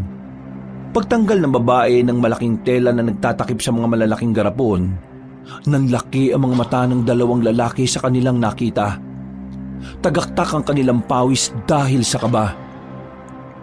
Hindi nila malaman kung ano ang kanilang mararamdaman. Hindi sila makapagsalita habang nakatingin sa mga garapon na naglalaman ng iba't ibang parte ng katawan ng tao. Teka, ano yan? Tama ba nakikita namin? Miss, seryoso to? Parang ano yan ah? Parang... Oo, katawan yan ng mga tao. Yung mga yan ay galing sa mga patay at buhay na tao. Ha? Ang mga aswang ay kumukuha ng mga patay na tao sa morgue para kunin ang mga laman loob at karne. Pero may ibang aswang na kumukuha ng buhay na tao at buhay din nilang kinakatay. Pagkatapos, dadalhin nila sa amin para iluto. Sinaulo ka rin naman pala talaga eh. Kung alam mo naman palang karne o katawan ng tao yun, bakit nyo pa niluluto? Aswang ka rin siguro ano? Sinabi ko na kanina, hindi ako aswang. At malabong maging aswang ako dahil isa akong... Lumayo ka sa amin! Siguro sinasabi mo lang ang mga to para makain mo kami, no? Kung ako magiging aswang, hindi ko kayo kakainin. Wala akong mapapala sa inyo. Mukhang hindi gumagana ang utak nyo eh. Ay, wag mo kaming ginaganyan ha. Aswang ka no? Anong gagawin mo sa amin? Ilalagay mo rin ba kami sa malalaking garapon na yan? Hindi nga ako aswang. Isa lang akong tao. Ano bang mahirap intindihin sa bagay na yon? Nandito ako para tulungan kayong makaalis dito. Kasi kung hindi kayo aalis dito, baka dito na kayo mamatay. Magiging kagaya kayo ng mga tao na ginagawa lang putahe ng mga aswang. Sagutin mo tanong namin. Kung alam niyong karne at katawan ng taong niluluto nyo, bakit nyo pa rin niluluto? Bakit pinagsisilbihan nyo mga aswang? Kung totoong tao ka lang, bakit hindi nila kayo ginagalaw o kinakain? Ano, sumagot ka! Dahil wala kami magawa kundi sundin sila. Isang matandang babae naman ang bigla na lang lumabas mula sa gilid. Maputi na ang buhok nito. May edad na pero kahit papaano ay halata na rin naman ang pagiging malakas nito. Lumapit ito sa kanila ng may seryosong tingin. Napapikit na naman si Ingo kay Bedger. Sino naman siya? Siya si Aling Demetria. Kasamahan ko siya sa kusina. Tatlo kami. Yung isa wala rito, nagluluto. Siya ang tumatayong pinuno sa aming tatlo. Hindi kami aswang. Kami ay mga pangkaraniwang tao lang. Mga albularya na binihag ng mga aswang para magsilbi sa kanila. Oo, nagsisilbi kami sa kanila bilang tagaluto nila. Hindi dahil gusto namin, kundi dahil wala na kaming magagawa kundi sumunod. Sapagkat hawak nila ang pamilya namin. Kung hindi namin sila pagsisilbihan, papaslangin nila ang pamilya namin. 2 taon na kaming narito. Hindi kami makaalis. Dahil kapag ginawa namin yon, Hindi lang kami mapapahamak. Pinili namin na dito na lang kami para kahit papaano, payapa ang buhay ng pamilya namin. Kahit bantay sarado sila ng mga aswang. Hindi talaga kayo mga aswang? Totoo ba? Tingin mo kung aswang kami, gugustuhin pa namin kayong makatakas? Malay ba namin? Ang sabi kasi nila, mapanin lang ang mga aswang. Mali ko ba kung mga aswang kayo tapos niloloko nyo lang kami? Kailangan nyo nang umalis dito. Tutulungan namin kayo. Paano naman kami makakatulong sa inyo? Baka nga sarili namin hindi namin mailabas dito tapos tutulungan pa namin kayo. Kapag nakalabas kayo, hanapin nyo si Bentong. Siya ang makakatulong sa pamilya namin para makatakas sa poder ng mga aswang. At kapag nangyari yon, kami nang bahala rito kung paano kami tatakas. Kailangan lang naming malaman kung nasa ligtas na ba ang pamilya namin o hindi. Pambihira naman. Sino naman yung Bentong na yun? Magaling siyang magluto.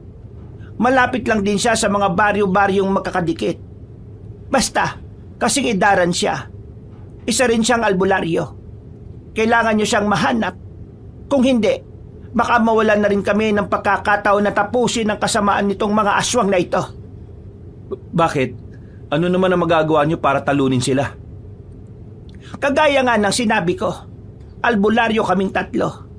May mga kakayahan kami makagawa ng mga ritual na siyang magiging sandata namin para pahinain ang puwersa ng mga aswang. Kaya nga umalis na kayo habang hindi pa nila kayo naaamoy. Samantalahin ninyo ang pagkakataon na hindi gumagana ang pang-amoy nila. Sige na, umalis na kayo. Paano nga kami lalabas? Kung papaano kayo pumasok dito ay ganun lang. Kumilos lang kayo ng normal. Hindi naman nila agad malalaman na tao kayo. Huwag lang kayo magpapalata. Huwag kayo magbibigay ng dahilan para maghinala sila.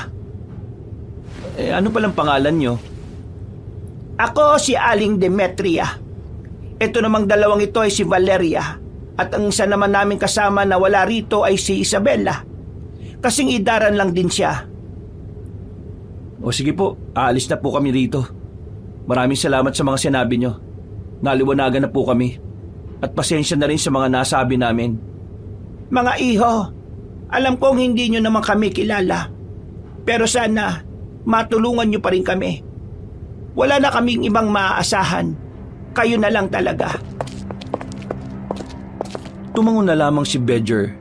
Paglabas nila ng silid na yon, may nakasalubong agad silang mga aswang. Tumingin lang sila sa kanila. Tiningnan lang din naman nila. Hindi sila pinansin kaya nagpatuloy lang sila sa paglalakad. Bawat makakasalubong nila ay nagdudulot sa kanila ng matinding kaba. Pinagpapawisan na sila ng malala. Ang kanilang palad ay namamasa na rin. Nakayuko na rin silang naglakad. Binilisan nila ang kanilang paglalakad. Pero nang makarating na sila sa lagusan na dinaraanan nila, nanlumo sila na makitang nakasarado na yon. Nanlambot ang dalawa. Hindi nila alam ang kanilang gagawin ng mga sandaling yon. Nang makita nilang may mga paparating, naganap sila ng kanilang matatagpuan. Nakapagtago sila sa isang silid na pinagtatambakan ng mga sira-sirang silya at lamesa. Huminga sila ng malalim. Pilit nilang ikinakalma ang kanilang sarili. Pre, anong gagawin natin? Hindi pwede magtagal dito. Narinig mo naman yung sinabi nila Aling Demetria kanina, di ba? Oo, narinig ko. Hindi naman ako bingi. Kumalma ka nga. Basta alokong hindi makapag-isip ng paraan kung ganyan ka. Sige nga, saan tayo dadaan? Pwede ba manahimik ka na nga muna? Mas lalo tayong hindi makakalis dito kung hindi ka kakalme. Hahanap tayo ng ibang daan paalis. Dapat pala nagtanong na tayo ron kanina sa dalawa. O ganito ang gagawin natin, Ingo. Makinig ka. Kapag hindi ka nakinig, mabubulilyaso talaga tayo. Lalabas tayo na parang walang nangyari. Normal lang ang lahat. Kikilos tayo ng gaya kanina. Hindi tayo pwede magmukhang kabado. Hindi tayo pwede maging kahina-hinala. Naintindihan mo? Oo, naiintindihan ko. Kailangang isipin nila na aswang din tayo. Gagala tayo sa lugar na ito. Hahanap tayo ng daan para makakyat na tayo ulit. Tumango-tango lamang si Ingo. Humugot na muna siya ng malalim na paghinga. Paglabas nila ay kaswalang silang naglakad. Binabati-bati pa nila ang lahat ng makakasalubong. Nagiging epektibo naman ng mga yon dahil napapangiti pa ang mga aswang sa kanila. Nung mga oras na yon, bungakala nila ay magiging maayos na ang lahat. Pero isang pangyayari ang sumubok sa kanilang katatagan. Meron silang nakasalubong na aswang na lasing. Meron yung dalang bote at baso. Tumigil yon sa harapan nila. May mga kasama pa ito kaya hindi agad sila makadaan. Mga bago kayo dito. Sino kayo? Anong pangalan niya? Total bago kayo dito. Inumin niyo tong alak na ito. Ito ay bagong timpla lang sa kabilang tribo. Pinagalong ubas at dugo ng taong buntis. Nang marinig nilang dalawa ang sinabi ng lalaki, umarangkada na naman ang kanilang kaba. Batid nila kapag tinanggihan nila yon ay maaring magduda yun sa kanila. Tiningnan nila ang mga kasama ng lalaki. Masama ang tingin sa kanila ng mga yon. Kaya naman, kahit na alam nilang hindi nila kakayaning uminom ng dugo ng tao, ginawa nila yon dahil kailangan. Kinuha nila ang baso at uminom sila. Tigkalahating baso sila pero pinilit nilang inumin. Umalis sa mga aswang na patawa-tawa pa. Nang masigurong wala na mga yon, pumasok sila sa isang bakanting silid at doon isinuka ang kanilang ininom. Hindi nila masikmura na uminom sila ng dugo ng tao. Kung pwede nga lang nilang dukutin palabas ang ininom, ay gagawin nila. Pulang-pula ang mukha ng dalawa dahil doon. Pero kahit na ganon, malaki na rin ang pasasalamat nila dahil nagawa nilang lampasan yon. Pre, pakiramdam ko kapag tumagal pa tayo rito, magiging aswang na rin tayo eh. Kaya nga kailangan na natin makalabas dito. Hindi rin tayo pwedeng abutin ng gabi rito. Eh kung balikan na natin sila Aling Demetria, baka matulungan nila tayo makatakas dito. Yun nga rin ang naiisip ko eh. Tara na! Nang mahimasmasan na ang dalawa, hinanap na nila ulit ang tinatawag na restaurant ng mga aswang. Hindi nagtagal ay nakita na rin naman nila yon. Kita nilang abala sila Valeria sa kakaluto sa loob ng kusina. Sumimpli lang sila ng lapit doon. Agad din naman silang nilapitan ni Valeria. Anong ginagawa niyo dito? Di ba ang sabi namin umalis na kayo? Paano kami makakalis dito sa lugar na ito? Inakasarado na yung dinaanan namin kanina. Valeria, kami na muna ni Isabel ang bahala rito sa kusina. Samahan mo sila at dalhin mo sila sa isa pang lagusan. Kaya ba nila sinarado yung dinaanan namin kasi alam nilang may nakapasok na ibang tao? Hinaan mo lang ang boses mo. Nakikita mo ang lahat ng mga kumakain na yan. Lahat yan naswang. Kapag narinig ka niyan, tapos kayo. Tara, sumama na kayo sa akin. Kahit na papaano, nagkaroon ng pag-asa ang dalawang binata. Sinundan nila ang dalaga. Kaswalang silang naglalakad sa mahabang pasilyo. Lahat ng nakakasalubong nila ay binabati ni Valeria. Sa tagal ba naman kasi ng babae sa lugar na yon, hindi na rin nakakapagtaka na maraming aswang na rin ang nakakakilala rito. Dito na muna kayo. Delikado sa labas. Ha? Bakit? Sino ba yung nakakasalubong natin? Si Loresca. Loresca? Babae ba yun? Matandang lalaki yung nasa labas ah. Hindi porke Loresca babae na. Loresca ang pagkakakilala sa kanya ng lahat ng aswang, kaya yun ang tawag sa kanya. Siya ang pinuno ng mga aswang sa probinsyang ito. Siya ang punot dulo ng lahat ng ito. Hindi niya kayo pwede makita. Sa lahat ng aswang na narito, siya lang ang may pang-amoy. Magaling din siyang kumilatis. Matanong ko lang. Bakit ba karamihan sa mga aswang dito walang pang-amoy? Sumpa yun sa kanila. Natanging si Loresca lang ang nakaligtas sa sumpang yun. Hanip, may sumpa-sumpa rin pala sa ganito? Huwag na muna kayong magsalita. Malapit na sila. Sandaling itinikom ng dalawa ang kanilang bibig. Palakas ng palakas ang tibok ng kanilang puso. Pakiramdam nila ay nakasilip sila sa impyerno na anumang gawin nilang pagkakamali maaring ikapahamak nilang tatlo. Hindi sila makalabas sa kinalalagyan nila. Masyadong mahirap isugal ang sandaling yun para sa kanila. Ayon kasi kay Valeria, hindi sila makakalabas hanggat hindi nakakaalis ng underground ang matandang si Loresca. Malakas daw kasi talaga ang pangamoy at baka rin may ibang magduda dahil hindi nga pamilyar ang mukha ng dalawang binata.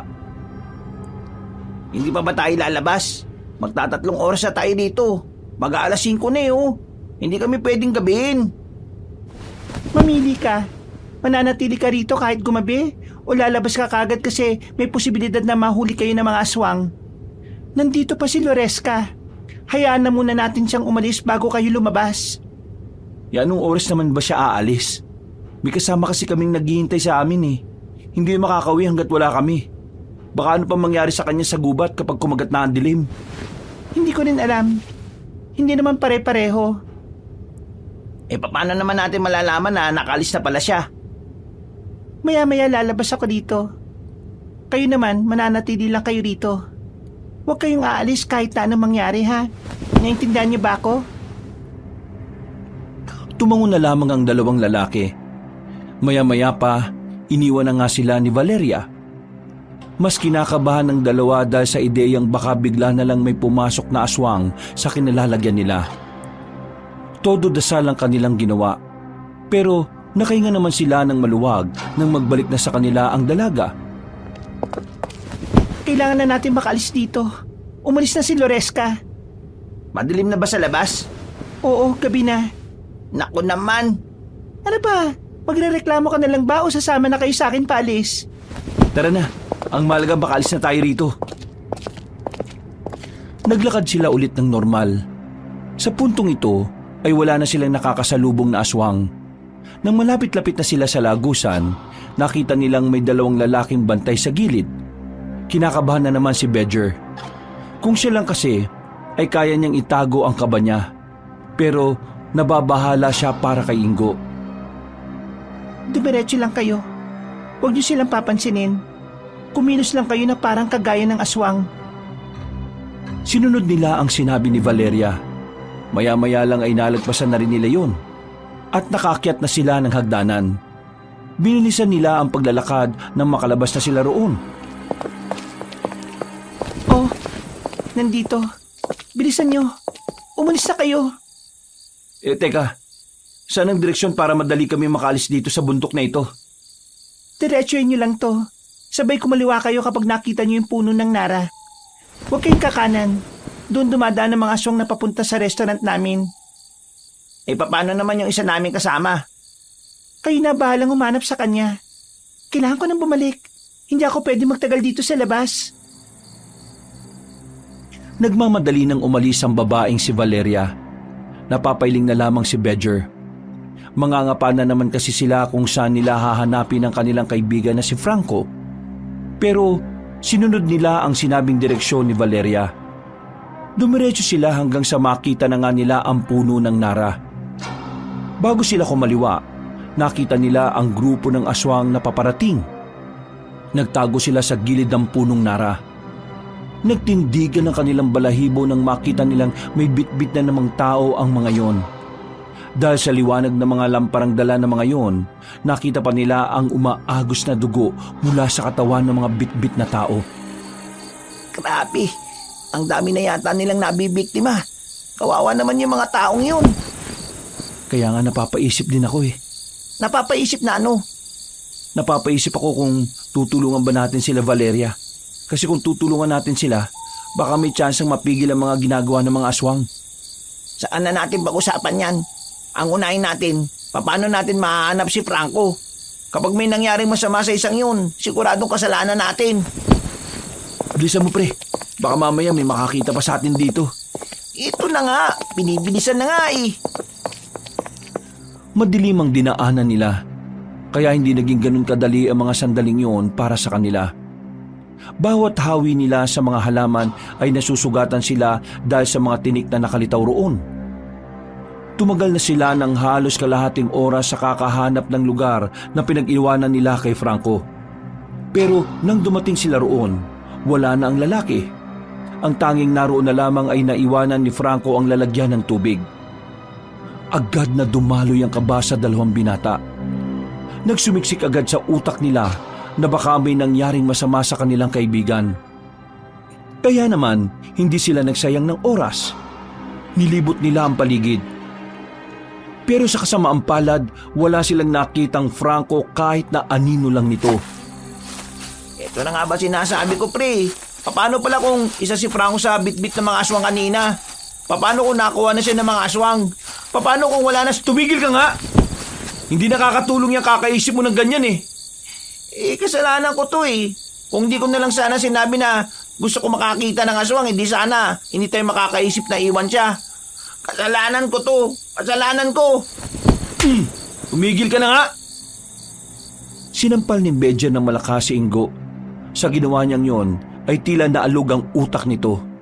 Dahilan para matauhan ang binata. Kumalma ka lang, okay? Kalma! Nararamdaman ko na nasa maayos siyang kalagayan. Hindi siya mapapahamak. Kailangan lang natin maging positibo. Naintindihan mo ba ako? Anong gagawin natin ngayon? Hindi tayo uuwi hanggat hindi natin nakikita si Franco. Tumango na lamang si Ingo bilang pagtugon. Nang maging kalmado na si Ingo, ay pinagpatuloy na rin nila ang paghahanap kay Franco. Pero hindi pa man sila nakakalayo, naririnig na nila ang tinig ng binata na sumisigaw-sigaw ng tulong. Ilang sandali pang nabangga sila nito. Nagkauntugan si Bedger at Franco. Malakas ang pagkakauntog kaya hindi agad sila nakatayo. Rico, ano ba? Saan ka ba nagpunta? Bakit ka ba tumatakbo? Pre, kailangan na natin makalis dito, pre. Hinahabol na ako ng mga aswang. Lintik na yan. O sige, takbo na! Kahit na nahihilo pa, pinilit ni Bedger na makatakbo. Ilang metro pa lang ang natatakbo nila nang marinig na nila ang mga angil ng aswang. Marami ding kaluskos at yabag ng mga paa sa paligid. Noong mga sandaling yon, kinakain na naman sila ng matinding kaba. Kahit si Bedger na sinusubukan maging kalmado ay naging tensyonado na rin. Visit, nakatakas nga tayo sa loob. Dito naman sa labas may mga humahabol sa atin. Nagtago sila sa likuran ng mataas na halamanan. Hingal na hingal ang tatlo sa kakatakbo.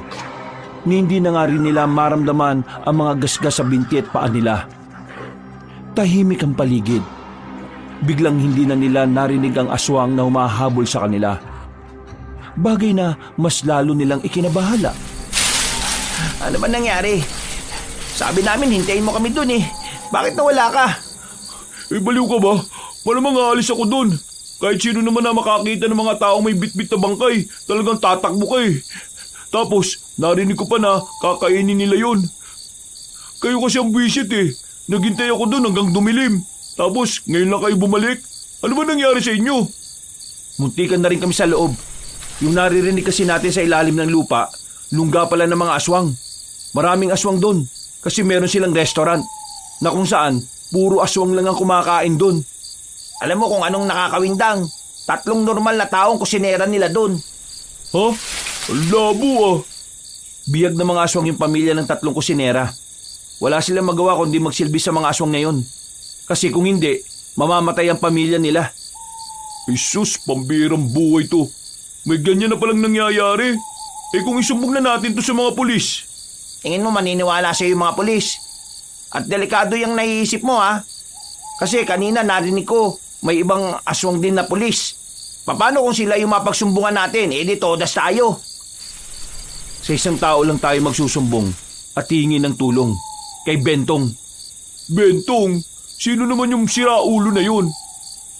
Sabi ng isa sa mga kusinera, albularyo daw si Bentong. May alam sa aswang. Kaya matutulungan niya tayo mapalaya yung 3 kusinera. Kasi itong 3 kusinera ay mga albularya din. May kaalaman daw ang mga yon sa mga ritual na magpapahina sa mga aswang.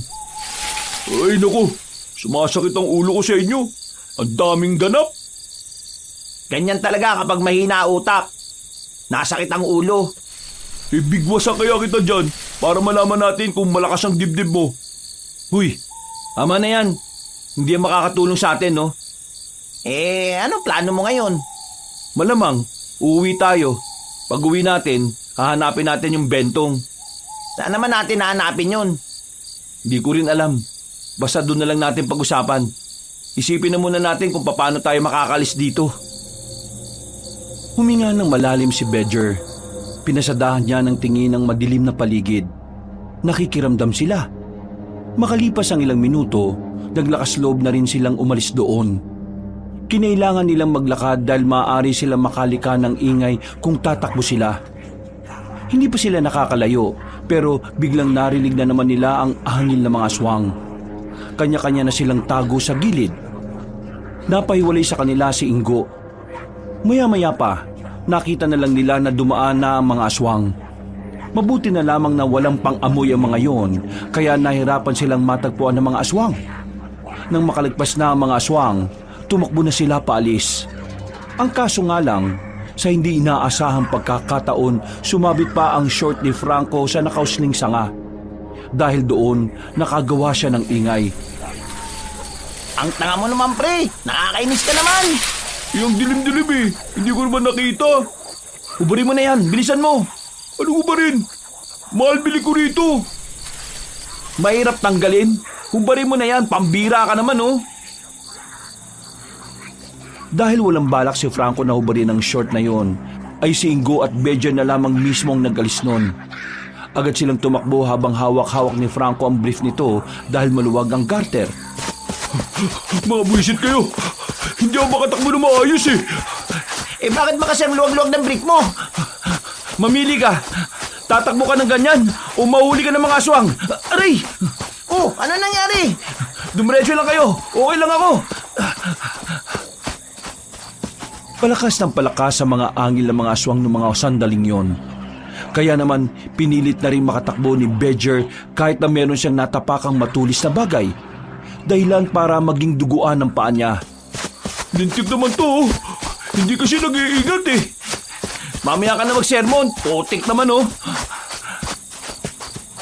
Hindi nagtagal, nakita na rin nila ang kalsada. Mas binilisan pa nila ang kanilang pagtakbo. Nang marating na nila yon, napansin nilang hindi na sumusunod ang mga aswang sa kanila. Sinamantala na nila ang pagkakataon. Kumaripas pa sila ng kumaripas. Nang medyo malayo na sila roon, ay tumigil na muna sila sa gilid ng kalsada. Pre, ayos ka lang? Oh, ayos lang ako. Masakit lang ng kaunti. May natapakan yata akong bote kanina eh. Ako hindi ayos. Nahahamugan na itong betlog ko eh. Wala na ba yung mga aswang? Parang hindi ko na kaya maglakad eh. Lalong sumasakit kapag tinatapak ko. Franco, buhatin mo na lang si Badger. Ha? Buwang ka ba? Kita mo ang luwag ng brief ko? Buhatin mo na si Badger. Ako nang hawak sa brief mo para hindi malaglag. Wag na. Magpahinga na lang muna tayo. Maya-maya eh, kaya ko na ulit maglakad. Pasensya na kayo ha. Pasensya sa alin. Pasensya na kasi nadamay pa kayo dito. Ako lang naman ang may gusto makuha yung mga sangkap eh. Pero pati tuloy kayo, nasa alanganin din ang buhay nyo. Ano ka ba? Hindi ka naman namin sinisisi, no? Kahit na, kung hindi nyo ako sinamahan, wala kayo dito. Hindi kayo malalagay sa ganitong senaryo. Pre, magtino ka nga. Wala namang sumisisi sa iyo eh. Nandito kami kasi gusto naming tulungan ka. Kasi ang tagumpay mo, tagumpay na rin namin. Gusto namin makuha mo at maiuwi mo yung sangkap kasi gusto namin makatikim na masarap na adobo mo. Hindi yung puro ka na lamang imbento. Inakbayan ni Ingo si Badger para pagaanin ang kalooban nito. Bumuntong hininga na lamang din ang binata. Napapangiti siya. Nagpapasalamat siya dahil kahit na hindi naging maganda ang paglalakbay nila, hindi pa rin nagagalit sa kanya ang dalawa niyang kaibigan. Ang problema natin ngayon, paano tayo uuwi? Saan kaya dito yung dadaanan natin? Tingin ko dito eh. Oo, dyan siguro. Dyan na lang tayo dumaan.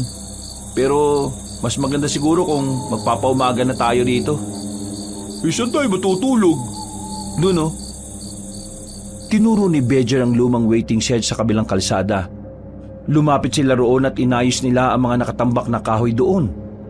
Naglatag na lang din sila ng dahon ng saging na nakuha nila sa gilid ng kalsada. O sige na, pahinga na muna kayo. Ako na lang muna magbabantay. Franco, pre, gusto mong palit muna tayo ng brief? Sira ulo ka ba? Nanahimik na lamang sila ng mga sandaling yon. Sinamantala nila ang katahimikan ng gabi para magpahinga. Pero kahit na anong gawin nila, hindi pa rin sila makatulog. Hindi sila komportable sa lugar. Pre, kumusta yung sugat mo? Masakit pa rin, pero buti tumigil na sa paglabas ng dugo. Kung hindi mo pa rin kayang maglakad mamaya, ipapasa na lang kita ah. Basta, pairam ng short mo ah. Loko, di ako naman yung nakabrief lang. Alauna na ng madaling araw noon, hindi pa rin nawawala ang kaba nila sa dibdib. Nakakadagdag pa sa pananayo ng kanilang balahibo ay ang malamig na simoy ng hangin. Pero wala silang magawa. Hinintay na lang talaga nilang sumapit ang kinaumagahan, saka pa lang sila nagkaroon ng lakas ng loob umalis. Sa kanilang paglalakad, may tricycle silang nasakyan. Naawa sa kanila ang driver nang malaman na sugatan si Bedger. At nang makitang walang short si Franco. Mga bandang 8:00 ng umaga, nakabalik na rin sila ng kanilang baryo. Agad silang nagtungo sa bahay ni Bedger para makapagpalit ng suot. Nilinisan na rin nila ang kanilang mga sugat, lalong-lalo na ang kay Bedger. Pagsapit ng tanghali, biglang sumakit ang paa ni Bedger, pero sakto naman na napadaan sa bahay niya si Mang Ben. Nalaman na meron siyang sugat sa paa. Bukod pa rito, nilalagnat na rin si Bedger. Hindi nagdalawang isip ang matandang si Ben na tulungan sila. Inasikaso nito si Bedger gamit ang mga halamang gamot na binalikan pa nito sa bahay. Nagtataka nga sila nung oras na yon kung bakit parang mahusay na manggagamot si Mang Ben. Samantalang ang pagkakaalam lang naman nila ay masarap itong magluto. Dakong 12:00, naging maayos na rin ang pakiramdam ni Bedger. Namamangha si Bedger para kasing may himalang nangyaring nawala na ang lagnat niya. At hindi na rin masakit ang sugat niya sa paa. Naitutukod na nga rin niya ang kanyang paa. Mang Ben, maraming salamat ha. Ang galing mo. Nawala agad yung kirot ng paa ko. Pero, doktor ka ba? Bakit may alam ka sa ganito? Oo nga, iba kilos mo eh. Marunong ka, Mang Ben.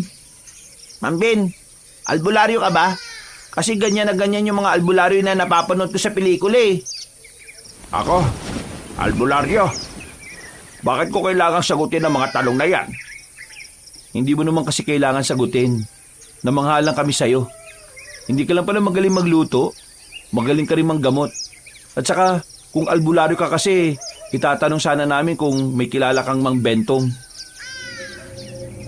Nang sabihin ni Bedger ang pangalan na yon, ay nagbago ang reaksyon ng mukha ni Mang Ben. Sumeryoso ito bigla. Akala tuloy ng 3 binata ay meron silang nasabing hindi maganda. Mang Ben, bakit? Galit po ba kayo kasi tanong kami ng tanong? Hindi ako galit. Pero saan nyo naman nakuha yung pangalang Bentong? Nagkatinginan ng 3 magkakaibigan. Naguguluhan sila sa naging reaksyon sa kanila na matandang si Ben. Maniniwala po ba kayo sa sasabihin namin? Ay bakit? Ano bang meron? Nung kinuha namin yung sangkap na sinasabi nyo, meron kami natuklasan na underground. Yung underground na yon, lungga ng mga aswang. Tapos, meron silang sikretong restaurant doon. Mga aswang ang kumakain doon. Pero yung mga kusinera, 3 albularya. Si Aling Demetria, siya ang nagsabi sa amin na hanapin namin si Mang Bentong para tulungan sila makalaya at makaligtas ang pamilya nila. Kailangan daw nila makalis doon kasi sila ang gagawa ng ritual para mapahina yung mga aswang eh. Si Demetria? Buhay si Demetria? Bakit o? Kilala niyo ba si Aling Demetria? Abay oo naman. Kaibigan ko yun eh. Eh di kilala nyo si Mang Bentong. Ako si Mang Bentong. Kayo? Paano? Ah, tama. Mang Ben. Tapos, Mang Bentong. Diyos ko, hindi namin naisip yun ah. Pinaiksing Ben yung Bentong. Eh, wala naman kasi sa itsura mo na albularyo ka eh. Eh, ano palang nangyari? Kwento mo nga sa amin. Magkakilala na kami noon pa. Makakasama kami sa isang organisasyon. Pero nabuwag kami nung mamatay ang mga kasamahan namin ng dahil sa mga aswang na yon. Mula noon, nawala na ako ng balita sa kanya 4 na taon na nakakalipas. Ang akala ko, namatay na siya dahil sa balitang may sumugod na mga aswang sa bahay nila doon. Dahil doon, iniwan ko na ang pag-aalbularyo at saka pinasok na itong pagluluto. Sabi ko, hindi na ako babalik sa pag-aalbularyo dahil wala na nga mga kasama ko. Pero ngayon nalaman ko na buhay pa si Demetria. Bigla ako nabuhayan ng loob eh. Teka, sabihin nyo nga sa akin, saan nyo siya nakita? Sa isang underground nga, maraming aswang sa ilalim. Natatandaan nyo pa ba yung papunta ron? Ililigtas ko sila. Pero ang sabi sa amin ng matanda, kailangan daw munang iligtas natin yung pamilya nila. Ang pamilya nila? Bakit? Wala namang nangyari masama sa kanila. Anong ibig niyo sabihin? Ipamilya nga nilang dahilan kung bakit ayaw nilang umalis doon. Kasi natatakot sila na baka kung anong gawin ng mga aswang sa pamilya nila kapag iniwan nila yung lugar na yon. Kung gano'n matagal na pala silang niloloko ng mga aswang. Walang nangyari masama sa pamilya nila. Ang pamilya ni Demetria umalis na at nagpuntang Maynila 1 taon matapos siyang mawala. May kasama siyang 2 albularyo rin. Nakakalimutan ko nga lang yung pangalan eh. Pero yung pamilya rin nila, nasa maayos na kalagayan naman ngayon. Kung minsan nga napapadaan ako ron, kaya kinukuha kong hurado sa pasarapan ng luto. 4 na taon na pala silang nililinlang ng mga aswang. Roger, kaya mo na ba talaga maglakad? Kailangan na nating iligtas si Aling Demetria. Oo, kaya ko naman. Pero, Ma'am Ben, may naisip ka bang paraan kung paano natin siya ililigtas? Nasa na ba yung gamit na pinahiram ko sa inyo? Akin talaga yun eh. Gawa-gawa lang na binili ko yun. Oo nga pala, no? May revolver pala akong hiniram sa inyo, Ma'am Ben. Ay bakit? Hindi mo nagamit? Hindi. May sira ulo. Hindi ko rin naman nagamit yung itak. Umiwas lang kami ng umiwas. Kapag gumawa pa kasi kami ng eksena, baka mas lalong hindi pa kami makalabas pa doon ng buhay. Mga iho, kung ayos lang sa inyo samahan nyo kung iligtas sila Demetria. Wala akong ibang maasahan sa bagay na ito kundi kayo lang na nakakaalam. O sige, sama ako. Nandyan na yan eh. Wala naman akong ginagawa sa buhay. Ako rin. Naawa ko sa kanila eh. Dapat matapos na yung pang-aalipin sa kanila ng mga aswang. Ikaw? Matapos sa mga nangyari, hindi ko alam kung sasama pa ako. Muntik-muntikan na ako mamatay eh. Mas maganda na sigurong huwag ka na nga sumama. Delikado talaga eh. Oo, doon ka na lang sa inyo. Matulog ka na lang. Hindi ka ba nahihiya? Itong 2 kaibigan mo sasama tapos ikaw hindi. Bakit naman ako mahihiya? May masama ba kung iisipin mo yung kapakanan mo? Wala. Pero wala ring masama kung sasama ka. Kasi sa oras na mapalaya natin si Demetria, mapipigilan niya ang pag-asik ng lagim ng mga aswang. Naisip mo ba yon? Kumakamot na lamang sa ulo ang binatang si Franco. Kaya sa huli, wala rin itong nagawa kundi pumayag na lang. Sa parehong gabi, pinag-usapan nila ang lahat ng kanilang gagawin. Tinuruan din sila ni Ma'am Ben ng mga bagay na makakatulong kung papaano haharap sa isang aswang. Mabilis namang matuto ang 3. Magiling sila sa pagkakabisado. Kinabukasan ng umaga, wala silang sinayang na oras. Wala na muna silang pakialam sa piyesta. Mas uunahin nilang iligtas sa mga albularyo sa sikretong restaurant sa ilalim ng lupa. Ma'am Ben, Loresca ang pangalan ng pinuno nila. Pero matandang lalaki yon. Pambabae lang talaga pangalan. Anong pagkakaalam niyo sa pinuno ng mga aswang? Wala namang ganong nasabi sa amin si Valeria.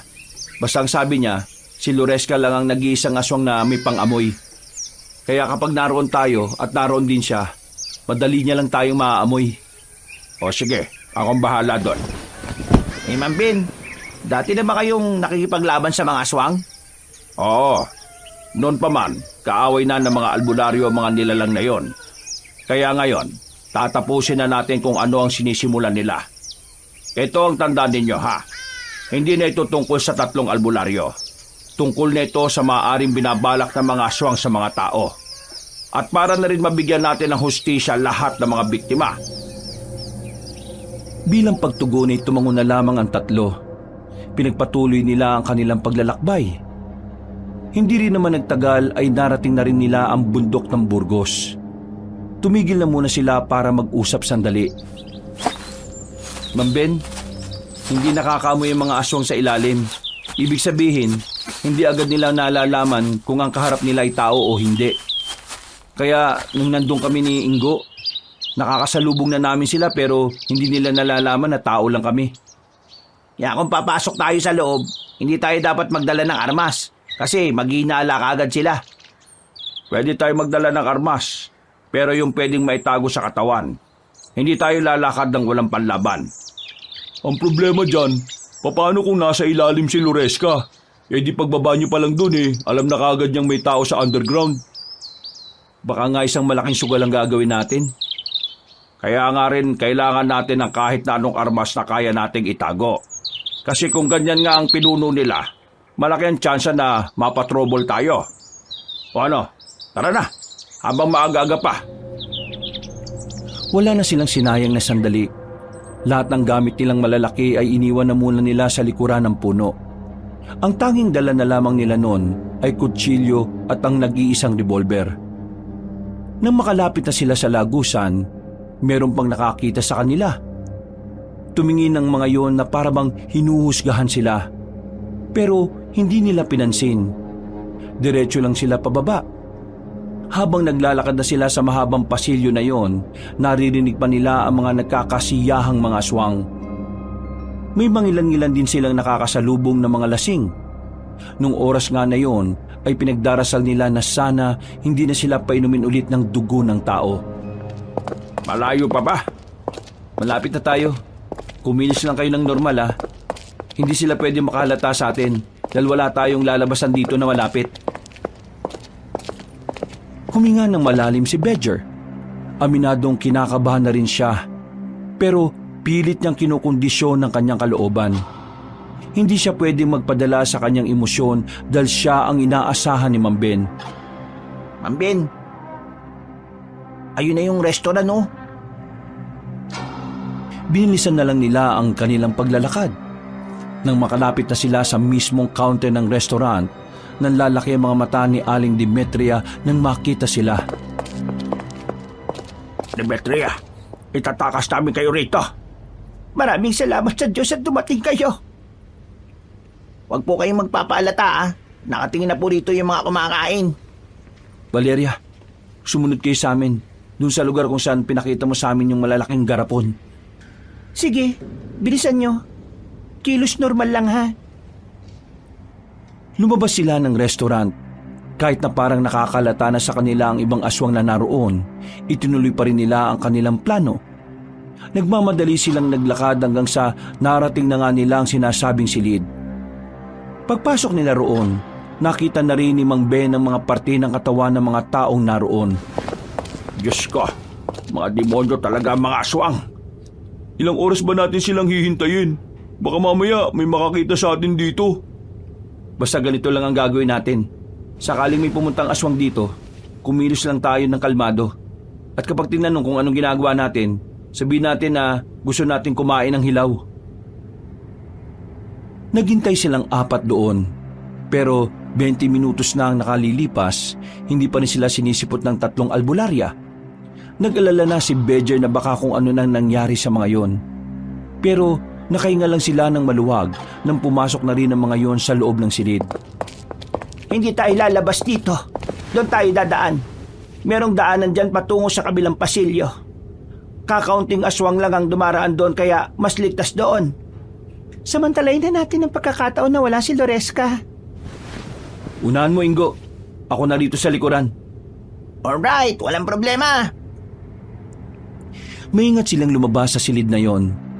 Kahit na kinakabahan, kinailangan pa rin nilang maglakad ng normal. Pero nang malapit na silang makalabas, bigla na lamang nakalata ang isang aswang. Napansin kasi ng aswang si Franco na tingin ng tingin. Maya-maya pa, Umalulong na ang mga aswang na yon, dahilan para tuluyan ng maalarma ang mga nilalang. Wala silang sinayang na pagkakataon, mabilis silang nakalabas doon. Tuluyan na silang nakaalis at nakarating sa bahay ni Mang Ben.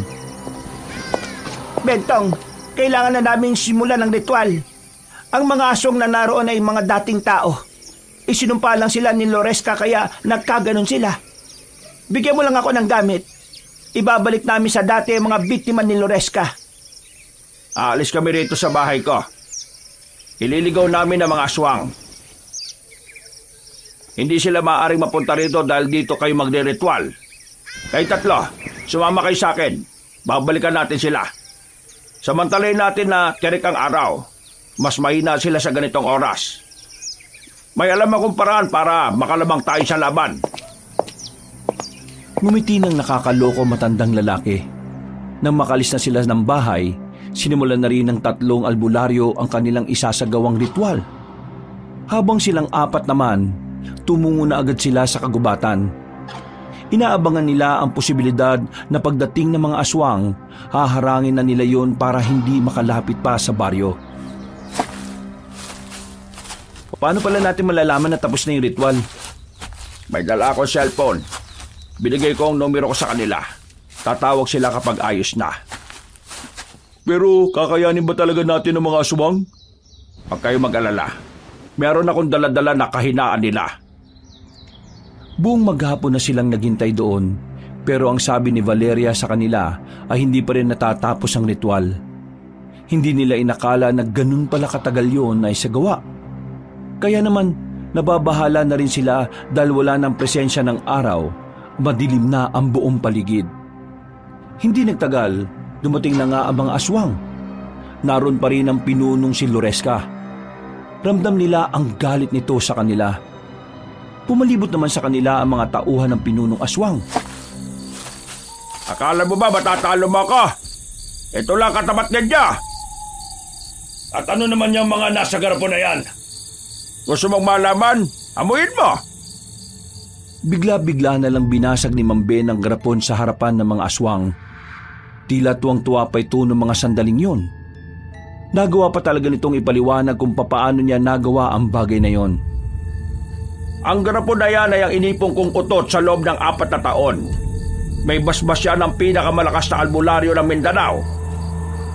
Ang sino mang makakalanghap nito ay makakaramdam na matinding pagkahilo at paghihina. Ako lang ang hindi maapektuhan dahil utot ko yan. Nagkakamali ka yata ng pagkakaintindi sa kakayahan ko.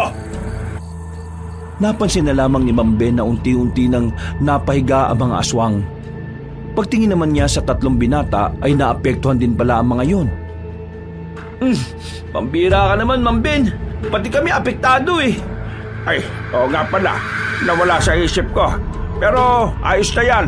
Ang malaga, maglalabang kami nitong matandang to ng kami lang. Manda ka! Lumusob na si Mang Ben.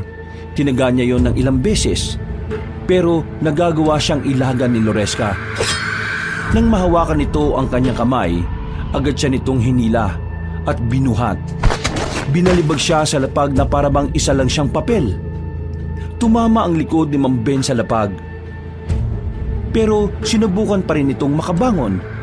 Muli itong umatake. Pero sa puntong yon ay kamao na lamang ang gamit nito. Kaso nahawakan siya ulit ni Loresca. Napatingin si Mang Ben na makakuha ito ng tamang pagkakataon. Nasuntok niya sa mukha ang aswang. Nanggigigil ito sa kanya. Tuluyan ang pumangit ang itsura ni Loresco. Galit na galit ito habang nagpapalit yun ng anyo. Kinuha ulit ni Mang Ben ang itak. Tinaga niya yon pero agad ulit yung nakailag. Walang iya ka! Mailap ka pala talaga! Ang aswang naman ang umatake sa kanya. Hinuwakan siya sa damit. Akmang ililipad siya sa itaas pero sinuntok niya ang aswang sa pagitan ng hita. Nabitiwan siya agad nun. Namimilipit sa sakit ang aswang. Wisit ka! Bakit mo ako binayagan? Baka hindi na ako magkaanak nito Magtigil ka nga, aswang ka! Matanda ka na! Hindi na titigas siyang manoy pa! Bakit ganyan kayo mag-usap? Magkaibigan ba kayo? Wala akong kaibigan na ganyang kapangit. Manda ka sa akin, aswang! Tatapusin na kita! Muling tinaga ni Ma'am Ben si Loresca, pero nakailag yon sa kanya. Umatras ang aswang, pero bigla itong nawala ng balanse kaya natumba si Loresca. Malakas ang pagkakabagsak nito. Tumama ang ulo nito sa bato. Nagtataka sila kung bakit hindi na yung bumangon. Nang lapitan niyo ni Ma'am Ben, napagtanto niyang wala na yung malay. Hindi man lang ako pinagpawisan. Nakakadismaya naman tong laban na ito. Namatay dahil sa bagok yung kalabang ko eh. Ma'am Ben, hindi pa rin kami makabangon. Ang baho talaga ng utot mo. Ma'am Ben, sa likod mo! Huwag ka muna magdiwang! Nanlaki mga mata ni Ma'am Ben na makitang bumangon ng mga aswang. Pero hindi na itsurang aswang ang mga yon. Bumalik na sa dating anyo. Mga kapwa nagtataka kung ano ang mga nangyari. Wala silang maalala. Tapos na ang laban natin. Nakabalik na sa dati ang mga isinumpang aswang. Hanggang sa makauwi sila sa bahay nila Ma'am Ben, hindi pa rin makapaniwala si Bedger sa mga nangyari. Kahit na nanalo naman sila sa laban, parang hindi niya kayang tanggapin na sobrang daling namatay ang pinuno ng mga aswang. Ang inakala niya kasi, mas malalagay sa alanganin ang buhay nilang lahat. Pero sobrang layo ng nangyari sa inaasahan niya. Ganun pa man, masaya na rin siya dahil nakatulong sila sa misyon ng mga albularya. At dahil na nga rin doon, payapa na ulit ang kaisipan ni Bedger. 2 araw matapos matalo ang pinuno ng mga aswang, sumabak na ulit si Bedger sa kompetisyon ng pagluluto. Yun na ang huling araw ng pista.